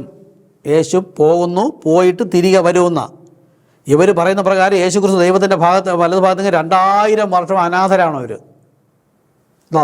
നിങ്ങളെ എന്നാണ് പറയുന്നത്, നിങ്ങളെ അനാഥരായി വിടുകയില്ല, ഒരു ചെറിയ കൂട്ടം വരെ. യോഹന്നാൻ 14:16 വീണ്ടും പറയുന്നു, എന്നാൽ ഞാൻ പിതാവിനോട് ചോദിക്കും, അവൻ സത്യത്തിൻ്റെ ആത്മാവ് എന്ന മറ്റൊരു കാര്യസ്ഥനെ എന്നേക്കും നിങ്ങളോടുകൂടെ ഇരിക്കേണ്ടതിന് നിങ്ങൾക്ക് തരും. ലോകത്തിന് കൊടുക്കുമെന്നല്ല, ക്രിസ്ത്യാനികൾ കൊടുക്കുന്നില്ല, നിങ്ങൾ വിളിച്ചു വേർതിരിക്കപ്പെട്ട പ്രീഡെസ്റ്റിനേഷൻ മുൻകുറിക്കപ്പെട്ട വ്യക്തികൾക്ക് മാത്രം. അപ്പോൾ ഞാൻ തന്നെ അവനെന്ന് പഠിപ്പിച്ചു. പഴയതിൽ പുത്രൻ വേറെ പിതാവ് വേറെ, പിതാവ് അയച്ചിട്ട് പുത്രൻ വന്നു എന്ന് പറഞ്ഞതുപോലെ തന്നെ ഞാൻ പിതാവിനോട് ചോദിക്കും മറ്റൊരു കാര്യസ്ഥൻ. അപ്പം മരണത്തിനായിട്ടുള്ള 2, 3 തോന്നുന്ന തരത്തിൽ ആദ്യം പറഞ്ഞിരിക്കുന്നു. പരിശുദ്ധാത്മ ദൈവകൽപ്പന പ്രകാരം വിശ്വാസ സ്നാനം കർത്താവ് യേശുക്രിസ്തു നാമത്തിൽ ചെയ്ത് പരിശുദ്ധാത്മ ലഭിക്കുമ്പോൾ ഇത് പിന്നെ തെറ്റിക്കാനോ പറഞ്ഞതെന്ന് ചോദിക്കുന്നവരുണ്ട്. നമുക്ക് ആ ചോദ്യം വരുന്നില്ല, നമ്മൾക്ക് മനസ്സിലാവുന്നുണ്ടല്ലോ. അതെ, അത് ദൈവത്തിൻ്റെ കൃപയായിരുന്നു. അതെപ്പോഴും അങ്ങനെ. ഏദൻ തോട്ടം മുതൽ മരണവും ജീവനും വെച്ചു, ശാപവും അനുഗ്രഹവും വെച്ചു, നന്മയും തിന്മയും വെച്ചു, രാവും പകലും വെച്ചു, എല്ലാം ഓരോന്നും നമുക്ക് വേർപെട്ടിരിക്കണമെന്ന ദൈവം ഉൽപ്പത്തി മുതലേ ആഗ്രഹിക്കുന്നത്. അതുകൊണ്ട് ഈ സത്യം വ്യക്തമായിട്ടും പിതാവ്, പുത്രൻ, പരിശുദ്ധാത്മ 3 വ്യക്തിയിൽ ഇതുവരെയും പഠിച്ചിരുന്നവർ ഇത് ഒന്നാണെന്ന് മനസ്സിലായാൽ വേർപെടുക തന്നെ വേണം. കാര്യം യേശു പറഞ്ഞു, എൻ്റെ ആടുകളെ ഞാൻ പേർ ചൊല്ലി വിളിച്ച്, ഈ സഭകളുടെ ഇടയിൽ ദൈവം വിതച്ച വിത്ത് മാത്രമേ പേർ ചൊല്ലി വിളിക്ക് പുറത്തേക്ക് കൊണ്ടുള്ളൂ. വേറെ ആരും പോവുകയുമില്ല, വേറെ ആർക്കും ഇത് മനസ്സിലാവുകയുമില്ല. അപ്പോൾ നിങ്ങളോടുകൂടെ ഇരിക്കേണ്ടതിന് നിങ്ങൾക്ക് തരും. അപ്പം ഈ വരുന്ന പരിശുദ്ധാത്മാവ് നിങ്ങളോടുകൂടെ ഇരിക്കേണ്ടതിന് തരുമെന്ന. എന്നിട്ടോ ഈ വരുന്ന പരിശുദ്ധാത്മാവിനെ കുറിച്ച് യേശുവിനെ പറയണേ, പോകുന്നതിന് മുമ്പേ പറയുന്ന കാര്യങ്ങളാണ്. എന്നിട്ട് യേശു പറയണം, ആർക്കാണ് മനസ്സിലാകുന്നത്? യോഹന്നാൻ 14:27 ലോകം അവനെ എന്നാണ് ഇവിടെ പറയുന്നത്. ലോകം അവനെ കാണുകയോ, അതായത് ഗ്രഹിക്കുകയോ അറിയുകയോ ചെയ്യായകയാൽ അതിന് അവനെ ലഭിക്കാൻ കഴിയില്ല. ലോകമാണ് ഇന്ന് ഈ സമയത്ത് കാണുന്ന, ഈ കാലത്തുള്ളവർക്ക് കണ്ടു. ഓരോ കാലത്തും ദൈവം ഓരോ ഏഞ്ചലിനെ അയച്ചിട്ട് മാർട്ടിൻ ഇറാനിയോസ്, കൊളംബ, ലൂതർ, വെസ്ലി ഇവരിലൂടെ ദൈവം അതത് കാലത്ത് ദൈവവചനം പറഞ്ഞപ്പോൾ അത് കേട്ട് വിശ്വസിച്ചവർ അന്ന് ആ കാലത്ത് അത് ദൈവത്തിൻ്റെ മക്കളായി. എന്നാൽ കർത്താവിത ഇപ്പം അവസാന ലവോദിക്ക സഭാകാലത്ത് ഒരു ഇടുക്ക് വാതിൽ, വെളിപ്പാട് 3:8 ഒരു വാതിൽ തുറന്നു വെച്ചിട്ട് ഈ വാതിൽ വഴിയായിട്ടാണ് ദൈവസഭയിലേക്ക് വിളിക്കുന്നത്. ദൈവസഭയുണ്ട്, ജഡീക സഭയുണ്ട്, പ്രാകൃത മനുഷ്യനുണ്ട്, ആത്മീക മനുഷ്യനുണ്ട്, ആത്മശരീരമുണ്ട്, ജഡീക ശരീരമുണ്ട്. അപ്പോൾ ഈ ഇന്ന് ലവോദിക്ക സഭാകാലത്ത് കാണുന്ന സമ്പന്നൻ, ഞാൻ ധനവാൻ സമ്പന്നൻ, എനിക്കൊന്നിനും മുട്ടില്ല എന്ന് പറഞ്ഞാൽ എല്ലാ സാമ്പത്തികമായി ഉയർന്നു നിൽക്കുന്ന ഈ പുരോഹിത വർഗവും, ഇത് മൂന്നാക്കി പഠിപ്പിക്കുന്ന പുരോഹിത വർഗവും ദൈവസഭയല്ല. ദൈവസഭ ചെറിയൊരു കൂട്ടം, ഇടുക്കുവാതിൽ, അത് കണ്ടെത്തുന്നവർ ചുരുക്കമായിരിക്കും. ഓക്കെ, അപ്പോൾ ഈ കൂട്ടർക്ക് പരിശുദ്ധാത്മാവ് വേറെ ആയതുകൊണ്ട് ലോകം അവനെ കാണുകയോ അറിയുകയോ ചെയ്യായികയാൽ അവനെ ലഭിക്കാൻ കഴിയില്ല. കാണുകയോ അറിയുകയോ ചെയ്യായികൾ എന്ന് വെച്ചാൽ എന്താ? ഞാൻ തന്നെ പോയി മടങ്ങി വരുമെന്ന് എഴുതി വച്ചിരിക്കുന്ന ബൈബിൾ അവർ പ്രസംഗിച്ചിട്ടും വന്ന പരിശുദ്ധാത്മാവ് ഈ യേശു ആണ് എന്ന് ഗ്രഹിക്കാത്തതിനാൽ അവർ കർത്താവ് യേശുക്രിസ്തു നമ്മൾ സ്ഥാനപ്പെട്ടിട്ടുമില്ല, അവർക്ക് പരിശുദ്ധാത്മ ലഭിച്ചിട്ടുമില്ല, അവർക്ക് ദൈവത്തിൻ്റെ മക്കൾ എന്ന അവകാശവും ലഭിക്കില്ല. അതാണ് യോഹന്നാൻ 14:17 ലോകം അവനെ, ലോകം എന്ന് വെച്ചാൽ ലോകത്താണ് ഈ സഭയെ വിത്ത് വിതച്ചത്, അതിനെ കളപ്പുര ശേഖരിക്കുന്നു. കളപ്പുര ശേഖരിക്കുന്നവർക്കോ ഇനി അങ്ങനെ പറഞ്ഞാൽ നിങ്ങളോ അവനെ കാണും, അവനെ അറിയുകയും അവൻ നിങ്ങളുടെ കൂടെ ഇരിക്കുകയും ചെയ്യും എന്നാക്കാം. യോഹന്നാൻ 14:17. ഇനി ലോകത്ത് കാണാത്തവരോ ലോകം അവനെ കാണുകയില്ല, അപ്പോൾ നിങ്ങളോ കാണും. അതിനുണ്ട് നിങ്ങളോ കാണും, അറിയുക ചെയ്യാൻ അവന് ലഭിക്കില്ല. എന്നാൽ ഈ കാണുകയും ഗ്രഹിക്കുകയും ചെയ്യുന്നവർക്ക് ലഭിക്കുമെന്നും അവരിൽ തന്നെ ഇരിക്കുമെന്നും പറയുന്നുണ്ട്. യേശു തന്നെ പറയുന്നത്. അത് നോക്കുക, യോഹന്നാൻ 14:17 നിങ്ങളോ അവൻ നിങ്ങളോടുകൂടെ വസിക്കുകയും നിങ്ങളിൽ ഇരിക്കുകയും ചെയ്യുന്നത് കൊണ്ട് അവനെ അറിയുന്നു. നോക്കൂ, യോഹന്നാൻ 14:17 തന്നെ രണ്ട് കൂട്ടരെ പറയുന്നു. മരണത്തിനായുള്ളവർ, ഇത് മൂന്നാക്കുന്നവരെ കുറിച്ചും ഒന്നാക്കി വിശ്വസിച്ചിട്ട് സ്നാനം സ്വീകരിച്ച് ദൈവസഭയോട് ചേർന്ന് ദൈവവചന പ്രകാരം ജീവിക്കുന്നവരെ കുറിച്ചും യോഹന്നാൻ 14:17 തന്നെ പറയുന്നു. ആദ്യം പറയുന്നത് മരണത്തിനായി പറയുന്നു. ലോകം അവനെ കാണുകയോ അറിയുകയോ ചെയ്യായികയാൽ അതിന് ലഭിക്കാൻ കഴിയില്ല. അപ്പോൾ ലഭിക്കുന്ന ചെറിയൊരു കൂട്ടർ, നിങ്ങളോ അവൻ നിങ്ങളോട് കൂടെ വസിക്കും. ഈ പരിശുദ്ധാത്മാവാണ് വസിക്കുന്നത്. നിങ്ങളിൽ ഇരിക്കുകയും, പരിശുദ്ധാത്മാവാണ് നമ്മൾ ഇരിക്കുന്നത്, അവനെ അറിയും. എങ്ങനെ അറിയും? അവൻ തന്നെയാണ് പുത്രനായിട്ട് വന്നതും അവൻ തന്നെയാണ് സൃഷ്ടികർത്താവായ ദൈവവും.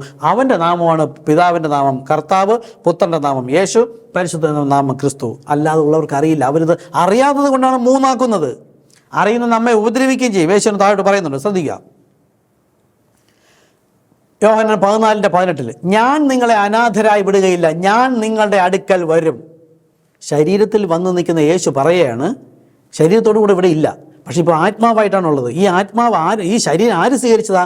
സൃഷ്ടിതാവായ ദൈവം. മക്കൾ ജഡരക്തങ്ങളോടുകൂടിയാണ് ജഡരക്തം ശരീരത്തിൽ വന്നിട്ട് ഈ യേശു തന്നെ പോയി മടങ്ങി വരുമ്പോൾ പരിശുദ്ധാത്മാവ് വന്നിട്ട് ഞാൻ നിങ്ങളെ അനാഥരായി വിടുകയില്ല. ഞാൻ ഞാൻ ഞാൻ എന്നാ പറയുന്നത്. യേശു ക്രിസ്തു പറയാണ്, പുത്രൻ പറയുകയാണ്, പക്ഷെ സംസാരിക്കുന്ന ആരാ? അകത്തിരിക്കുന്ന ആത്മാവ്, ദൈവം സൃഷ്ടികർത്താവ് പറയാണ്. ആത്മാവ് പറയാണ് ഞാൻ മുകളിലേക്ക് പോയി ശരീരത്തെ സ്വർഗീയടങ്ങൾ, ഇതാണ് ദൈവത്തിൻ്റെ വലതു ഭാഗത്ത് അധികാരത്തിനോടുകൂടി അവിടെ ശരീരം അറക്കപ്പെട്ട കുഞ്ഞാട്. എന്നിട്ട് ആ ആത്മാവ് തന്നെ വരികയും ഞാൻ നിങ്ങളെ അനാഥരായി വിടുകയില്ല, ഞാൻ നിങ്ങളുടെ അടുക്കൽ വരും. ഇവർ പറയുന്നു, അല്ലെങ്കിൽ യേശു നമ്മെ അനാഥരായിട്ട് വിട്ടിരിക്കുകയല്ലേ, വന്നത് മറ്റൊരുത്തനാണെങ്കിൽ. അടുത്ത യോഹന്നാൻ 14:19 തുടർന്ന് പറയാണ്, കുറഞ്ഞോന്ന് കഴിഞ്ഞാൽ ലോകം എന്നെ കാണുകയില്ല. ശ്രദ്ധിച്ച് കേൾക്കുക, ഈ സഭകളിലിരിക്കുന്നവർ ഇന്ന് ഇത് മൂന്നെന്ന് പറയുന്ന ആരും പരിശുദ്ധാത്മാവാരെന്നറിയില്ല, പുത്രനാരെന്നറിയില്ല, പിതാവാരെന്നറിയില്ല. വെറുതെ പഠിച്ച് പറഞ്ഞുകൊണ്ടിരിക്കുന്നത് എല്ലാം ബുദ്ധിയില്ല. അധരം കൊണ്ട് സ്തുതിക്കുന്നു, ഹൃദയം കൊണ്ടോ അകലെ ആയിരിക്കുന്നു. യേശുക്രിസ്തു ഉയർത്തെഴുന്നേറ്റ് പോയി കഴിഞ്ഞാൽ കുറഞ്ഞോന്ന് കഴിഞ്ഞാൽ ലോകം, ഈ മൂന്നെന്ന് പഠിപ്പിക്കുന്നവർ എന്നെ, അതായത് ഈ യേശുവിനെ കാണില്ല. അവർ കണ്ടെങ്കിൽ പിന്നെ യേശു ക്രിസ്തുവാണ് പരിശുദ്ധാത്മാവ് എന്ന് പറയുമല്ലോ. കാണാൻ കഴിയാത്തതുകൊണ്ട് അവർ പരിശുദ്ധാത്മാവിനെ വേറൊരു വ്യക്തിയാക്കിയിരിക്കുന്നത്. അങ്ങനെ എഴുതി വെച്ചിട്ടുണ്ട്, വേറൊരു പരിശുദ്ധാത്മാവിനെ എന്നെഴുതി ഞാനും വായിക്കുകയും പഠിപ്പിക്കുകയും വിശ്വസിക്കുകയും ചെയ്യുന്നില്ലേ. പക്ഷേ യഥാർത്ഥ വെളിപ്പാട് ആണ് ഞാൻ പോയി കുറഞ്ഞോന്ന് കഴിഞ്ഞാൽ തരും, ലോകം എന്നെ കാണുകയില്ല, അപ്പോൾ നിങ്ങളോ എന്നെ കാണും. കണ്ടോ, ലോകം കാണില്ല, നിങ്ങൾ കാണും. ഞാൻ ജീവിക്കുന്നത് കൊണ്ട് നിങ്ങളും ജീവിക്കും. അതാ നിത്യജീവൻ. യേശുക്രിസ്തു പോയിട്ട് പരിശുദ്ധാത്മാവ് ഹൃദയത്തിൽ വരുന്നു, അവൻ നിത്യജീവൻ പ്രാപിച്ചു. ഇടയ്ക്ക് വെച്ച് പോവുകയൊന്നുമില്ല, വീണ്ടെടുപ്പിൻ നാൾ വരെ മുദ്രയിട്ടിരിക്കുകയാണ്. അപ്പോൾ പരിശുദ്ധാത്മാവ് വേറെ എന്ന് പറയുന്ന വ്യക്തിക്ക് ആരെ അറിയില്ല? യേശുക്രിസ്തുവിനെ അറിയില്ല. അതുകൊണ്ടാണ് പറഞ്ഞത് എന്നെ അറിയുന്നത് തന്നെ നിത്യജീവൻ. യേശുക്രിസ്തുവാണ് പിതാവെന്നും യേശുക്രിസ്തുവാണ് പരിശുദ്ധാത്മാവെന്ന് അറിയണം. അല്ല, യേശുവാണ് കർത്താവെന്ന്, യേശുവാണ് ക്രിസ്തു എന്നറിയാം. അത് വെളിപ്പാടില്ലാതെ വെറുതെ എഴുതി വെച്ചിരിക്കുകയല്ലേ. പക്ഷെ പരിശുദ്ധാത്മാവുള്ളവന് മനസ്സിലാകും പുത്രൻ തന്നെയാണ് പിതാവ്, പുത്രൻ തന്നെയാണ് പരിശുദ്ധാത്മാവ്. ഇത് അംഗീകരിക്കില്ല. അവൻ കണ്ടിട്ടുമില്ല, ഗ്രഹിച്ചിട്ടില്ല, അവരുടെ കൂടെ വസിക്കുന്നതുമില്ല എന്ന് ദൈവം പറഞ്ഞിരിക്കുന്നു. നൽകില്ല. ഇനി യോഹന്നാൻ 14:20 ഞാൻ എൻ്റെ പിതാവിലും നിങ്ങൾ എന്നിലും ഞാൻ നിങ്ങളിലും എന്ന് നിങ്ങൾ അന്ന് അറിയും. അതൊക്കെ വലിയ മർമ്മമാണ്. ഇതൊക്കെ ഉയർത്തെഴുന്നേറ്റ് പോകുന്ന യേശു ആണ് പറയുന്നത് ഞാൻ പിതാവിലും, അതായത് പുത്രൻ വേറെ എന്ന് തോന്നുന്നു എങ്കിലും ഈ ഞാൻ എന്ന് പറയുന്ന ഈ ബോഡിയിലാണ് പിതാവ് വസിക്കുന്നത്. അപ്പോൾ ഞാനും പിതാവും ഒന്നാകുന്നു. പലരും വിളിച്ച് പറയാറുണ്ട്, പിതാവേ നാം ഒന്നായിരിക്കുന്നത് പോലെ അവർ, അതായത് ക്രിസ്തു വിശ്വാസികൾ നമ്മെപ്പോലെ ഒന്നാകേണ്ടതിന് എത്ര പറഞ്ഞു കൊടുത്താലും അവർക്ക് മനസ്സിലാകുന്നില്ല. അതായത് ഒരു ശരീരവും ശരീരത്തിനകത്ത് ദൈവത്തിൻ്റെ ആത്മാവ്, അതായത് പുത്രൻ എന്ന ശരീരത്തിനകത്ത് ദൈവത്തിൻ്റെ, നാം ഒന്നായിരിക്കുന്നത് പോലെ. മനസ്സിലായില്ല? ദൈവം പിതാവ്, ആ ദൈവത്തിൻ്റെ ശരീരമാണ് നാം കണ്ട യേശു എന്ന ബോഡി. ആ ബോഡിയും ആ ആത്മാവും ഒന്നുപോലെ. അപ്പോൾ ആ ആത്മാവ് പറയുന്നതും പ്രവർത്തിക്കുന്നതും ബോഡിയിലൂടെ പുറത്തു വരുന്നത്. ഇതുപോലെ തന്നെ യേശു പറഞ്ഞ പ്രകാരം പരിശുദ്ധാത്മാവ് ലഭിച്ച ഒരു ക്രിസ്തു വിശ്വാസി, അവർ ഈ പുതിയ നിയമസഭയിൽ വിശ്വസിക്കുന്ന അവർ നമ്മെ പോലെ, അതായത് നമുക്കൊരു ജഡീക ശരീരമുണ്ട്. ഈ ശരീരത്തിൽ ആര് വരുന്നു? പരിശുദ്ധാത്മാവ്. ഈ ദൈവമാണ് പുത്രൻ്റെ ഉള്ളിലിരുന്നത്. പുത്രൻ പോയിട്ട് തിരികെ പരിശുദ്ധാത്മാവായിട്ട് വരുന്നു. നമ്മുടെ ഉള്ളിൽ പരിശുദ്ധാത്മാവ് വരുമ്പോൾ അവർ, ഈ ക്രിസ്തു വിശ്വാസി നമ്മെ പോലെ, അവിടെ നമ്മെ എന്നാ പറഞ്ഞിരിക്കുന്നത്. അപ്പോൾ ഏകവചനമല്ല, ആ ഉദ്ദേശിക്കുന്ന ആ ആത്മാവ് ശരീരത്തിൽ ഇരുന്നത് പോലെ ഒന്നാകേണ്ടതിന് എന്ത് വ്യക്തമായിട്ട് പറഞ്ഞിരിക്കുന്നു. ഇതെല്ലാം ബൈബിളിൽ വായിച്ചിട്ട് വർഷക്കണക്കിന് BTH ഡിഗ്രികളെല്ലാം പഠിച്ചിട്ടും ജ്ഞാനത്തിൽ ഒന്നും ഗ്രഹിക്കുന്നില്ലല്ലോ. അപ്പം ഞാൻ എൻ്റെ പിതാവിലും നിങ്ങൾ എന്നിലും, കണ്ടോ, യേശു ക്രിസ്തു വന്ന് പരിശുദ്ധാത്മാവ് വന്നപ്പോൾ ഇപ്പം നമ്മൾ ക്രിസ്തുവിലാണ്. എന്നിട്ടോ ആരെന്ന് മനസ്സിലാവണം, പരിശുദ്ധാത്മാവ് വേറെ ആളല്ല, ഞാൻ നിങ്ങളിലും എന്ന് നിങ്ങൾ അന്ന് അറിയും എന്ന്. ഇപ്പോൾ ഇത് അറിയാതെ എത്രയോ ഇരിക്കും. ഞാനൊക്കെ ഈ പെന്തക്കോസ്തിൽ ഇരുന്നാണ്, കർത്താവിനോട് സേവ ചെയ്തിരുന്നതാണ്. അപ്പോഴെനിക്കറിയില്ലായിരുന്നു, പരിശുദ്ധാത്മാവ് വന്നപ്പോൾ വെളിപ്പെടുത്തി തന്നു ഇതെല്ലാം ഒന്നാണെന്ന്. അപ്പോൾ അന്ന് നിങ്ങൾ അറിയും, അല്ലാതെ ആരും അറിയുകയില്ല. ഇനി അടുത്ത് 14:28 ഞാൻ പോവുകയും നിങ്ങളുടെ അടുക്കൽ മടങ്ങി വരികയും ചെയ്യും. അപ്പോൾ ലോകത്തിൽ പോവില്ല. കാര്യം ലോകം കാണില്ല എന്ന് പറഞ്ഞു. കത്തോലിക്ക മുതൽ പെന്തക്കോസ്ത്, ഇത് ഇപ്പോഴാണ് വെളിപ്പെട്ട് വരുന്ന സമയത്ത്. ഈ കത്തോലിക്ക മുതൽ പെന്തക്കോസ്തിൽ ഇരിക്കുന്ന ആരും ഇത് വിശ്വസിച്ച് പുറത്തേക്ക് വന്ന് വിശ്വാസ സ്നാനം സ്വീകരിച്ച് താല്പര്യമുണ്ടെങ്കിൽ നിങ്ങൾ വിളിക്കുക. ഇവിടെ പലരുടെയും യേശുക്രിസ്തു നാമത്തിൽ സ്നാനപ്പെട്ടിട്ട് അവിടുത്തെ ചില ഉപദേശങ്ങൾ ശരിയല്ലാത്തതുകൊണ്ട് പലരും വിളിച്ചിട്ടുണ്ട്. അവർക്കിത് വെളിപ്പാട് പറഞ്ഞു കൊടുക്കും. ഫോണിലൂടെ ഞങ്ങൾ ഓൺലൈൻ ക്ലാസ് കൊടുക്കുന്നുണ്ട്. അപ്പോൾ ആ വിശ്വാസ സ്നാനം സ്വീകരിച്ചിട്ട് ഇരിക്കണം. അപ്പോഴും ഇവിടെ പോവില്ല, ലോകത്ത് പോവില്ല. അവർ സ്നാനം ശരിയാണ്, പക്ഷേ കഴിക്കുന്ന മന്ന തെറ്റാണ്. നോക്കൂ, ഞാൻ പോവുകയും നിങ്ങളുടെ അടുക്കൽ മടങ്ങി വരികയും ചെയ്യും. ഈ എല്ലാവരുടെയും ഇത് വേറെ വേറെ എന്ന് പറയുന്നവരുടെ അടുക്കൽ മടങ്ങി വരില്ല. എങ്കിൽ പരിശുദ്ധാത്മാവിനും പുത്രനാരുന്ന പിതാവും പുത്രൻ വെളിപ്പെടുത്തി കൊടുക്കുന്നവനും അറിയും. പുത്രൻ ചെന്ന ദൈവാത്മാവ്, ഈ വിശ്വാസ സ്നാനം സ്വീകരിക്കുമ്പോൾ പരിശുദ്ധാത്മാവ് വരുന്നവനെ ദൈവത്തിൻ്റെ പുത്രൻ ദൈവം മാത്രം അറിയും. ഈ പുത്രൻ മാത്രം ദൈവത്തെ അറിയും, ദൈവം മാത്രം പുത്രനെ അറിയും. പിന്നെ ഈ പുത്രൻ ദൈവാത്മാവിനാൽ പഠിപ്പിച്ചു കൊടുക്കുമ്പോൾ അത് ഗ്രഹിക്കുന്ന നിങ്ങൾക്കും അറിയാൻ പറ്റും. അതുപോലെ ഞാൻ പോവുകയും നിങ്ങളുടെ അടുക്കൽ മടങ്ങി വരികയും ചെയ്യും എന്ന് ഞാൻ നിങ്ങളോട് പറഞ്ഞത് കേട്ടുവല്ലോ. യോഹന്നാൻ 16:16 കൂടെ നോക്കുക. കുറഞ്ഞോന്ന് കഴിഞ്ഞിട്ട് നിങ്ങൾ എന്നെ കാണുകയില്ല. അപ്പം നിങ്ങൾ കാണുമെന്ന് പറഞ്ഞു. ഇത് ഇവിടെ പറയുന്നത് നിങ്ങൾ കാണില്ല. ഇതിങ്ങനെ വരിയായിട്ട് നോക്കി ശ്രദ്ധിച്ച് പഠിക്കുക. യേശു കുറച്ച് മുമ്പേ പറഞ്ഞു ലോകം എന്നെ കാണില്ല, നിങ്ങളോ എന്നെ കാണും. പക്ഷെ ലോകം കാണില്ല എന്ന് പറഞ്ഞപ്പോൾ യേശു പോയി മടങ്ങി വരുമ്പോൾ ലോകം, വിശ്വാസി എന്ന് പറയുന്ന ക്രിസ്ത്യാനി എന്ന് പറയുന്നവർ കാണില്ല. അപ്പോഴും പരിശുദ്ധാത്മാവ് പ്രാപിച്ച് മാളികമുറിയിൽ കൂടിയിരുന്ന് പരിശുദ്ധാത്മാവ് ലഭിച്ച് പരിശുദ്ധാത്മ ശക്തിയോടുകൂടെ ആ വിശ്വാസത്തിൽ നിൽക്കുന്ന നിങ്ങളോ എന്നെ കാണും. അത് പോയിട്ട് മടങ്ങി വരുന്ന സമയത്തുള്ള കാര്യമാണ് അത് പറഞ്ഞത്.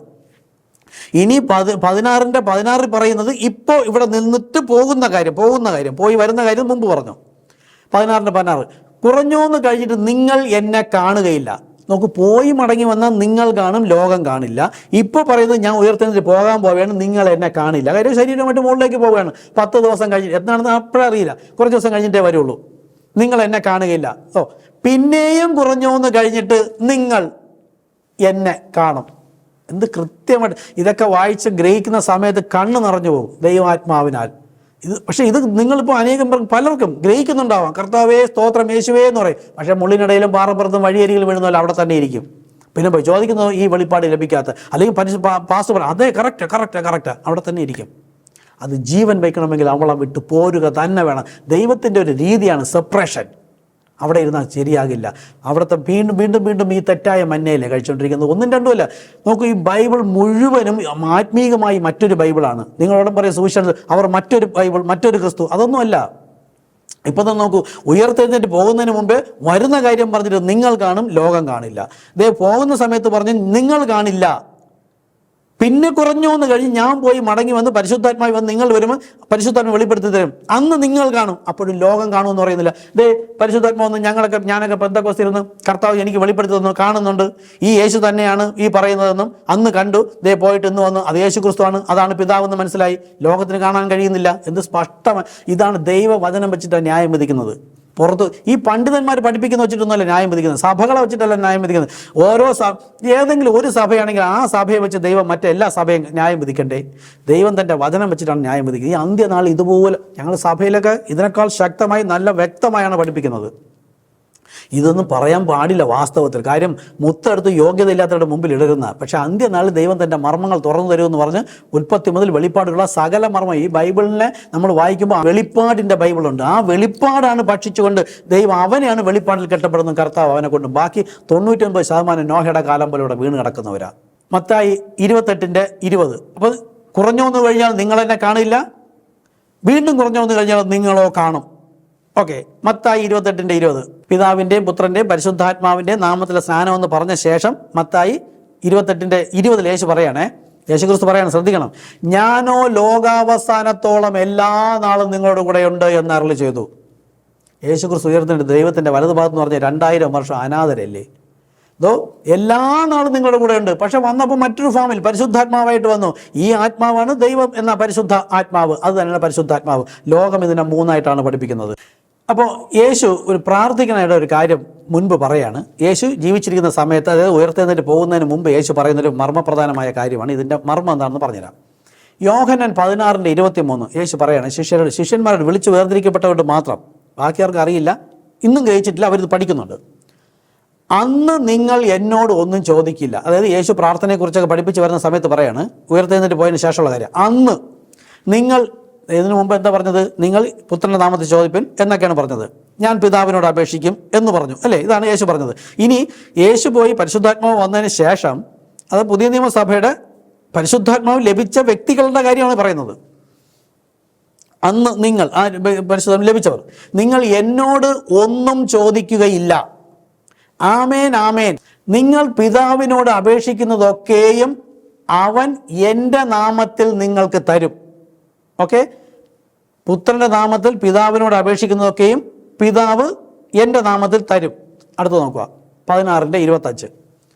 ഇത് ഞാൻ സാദൃശ്യമായി നിങ്ങളോട് സംസാരിച്ചിരിക്കുന്നു, എങ്കിലും ഞാൻ ഇനി സാദൃശ്യമായി നിങ്ങളോട് സംസാരിക്കാതെ. അതായത് സാദൃശ്യം എന്താ?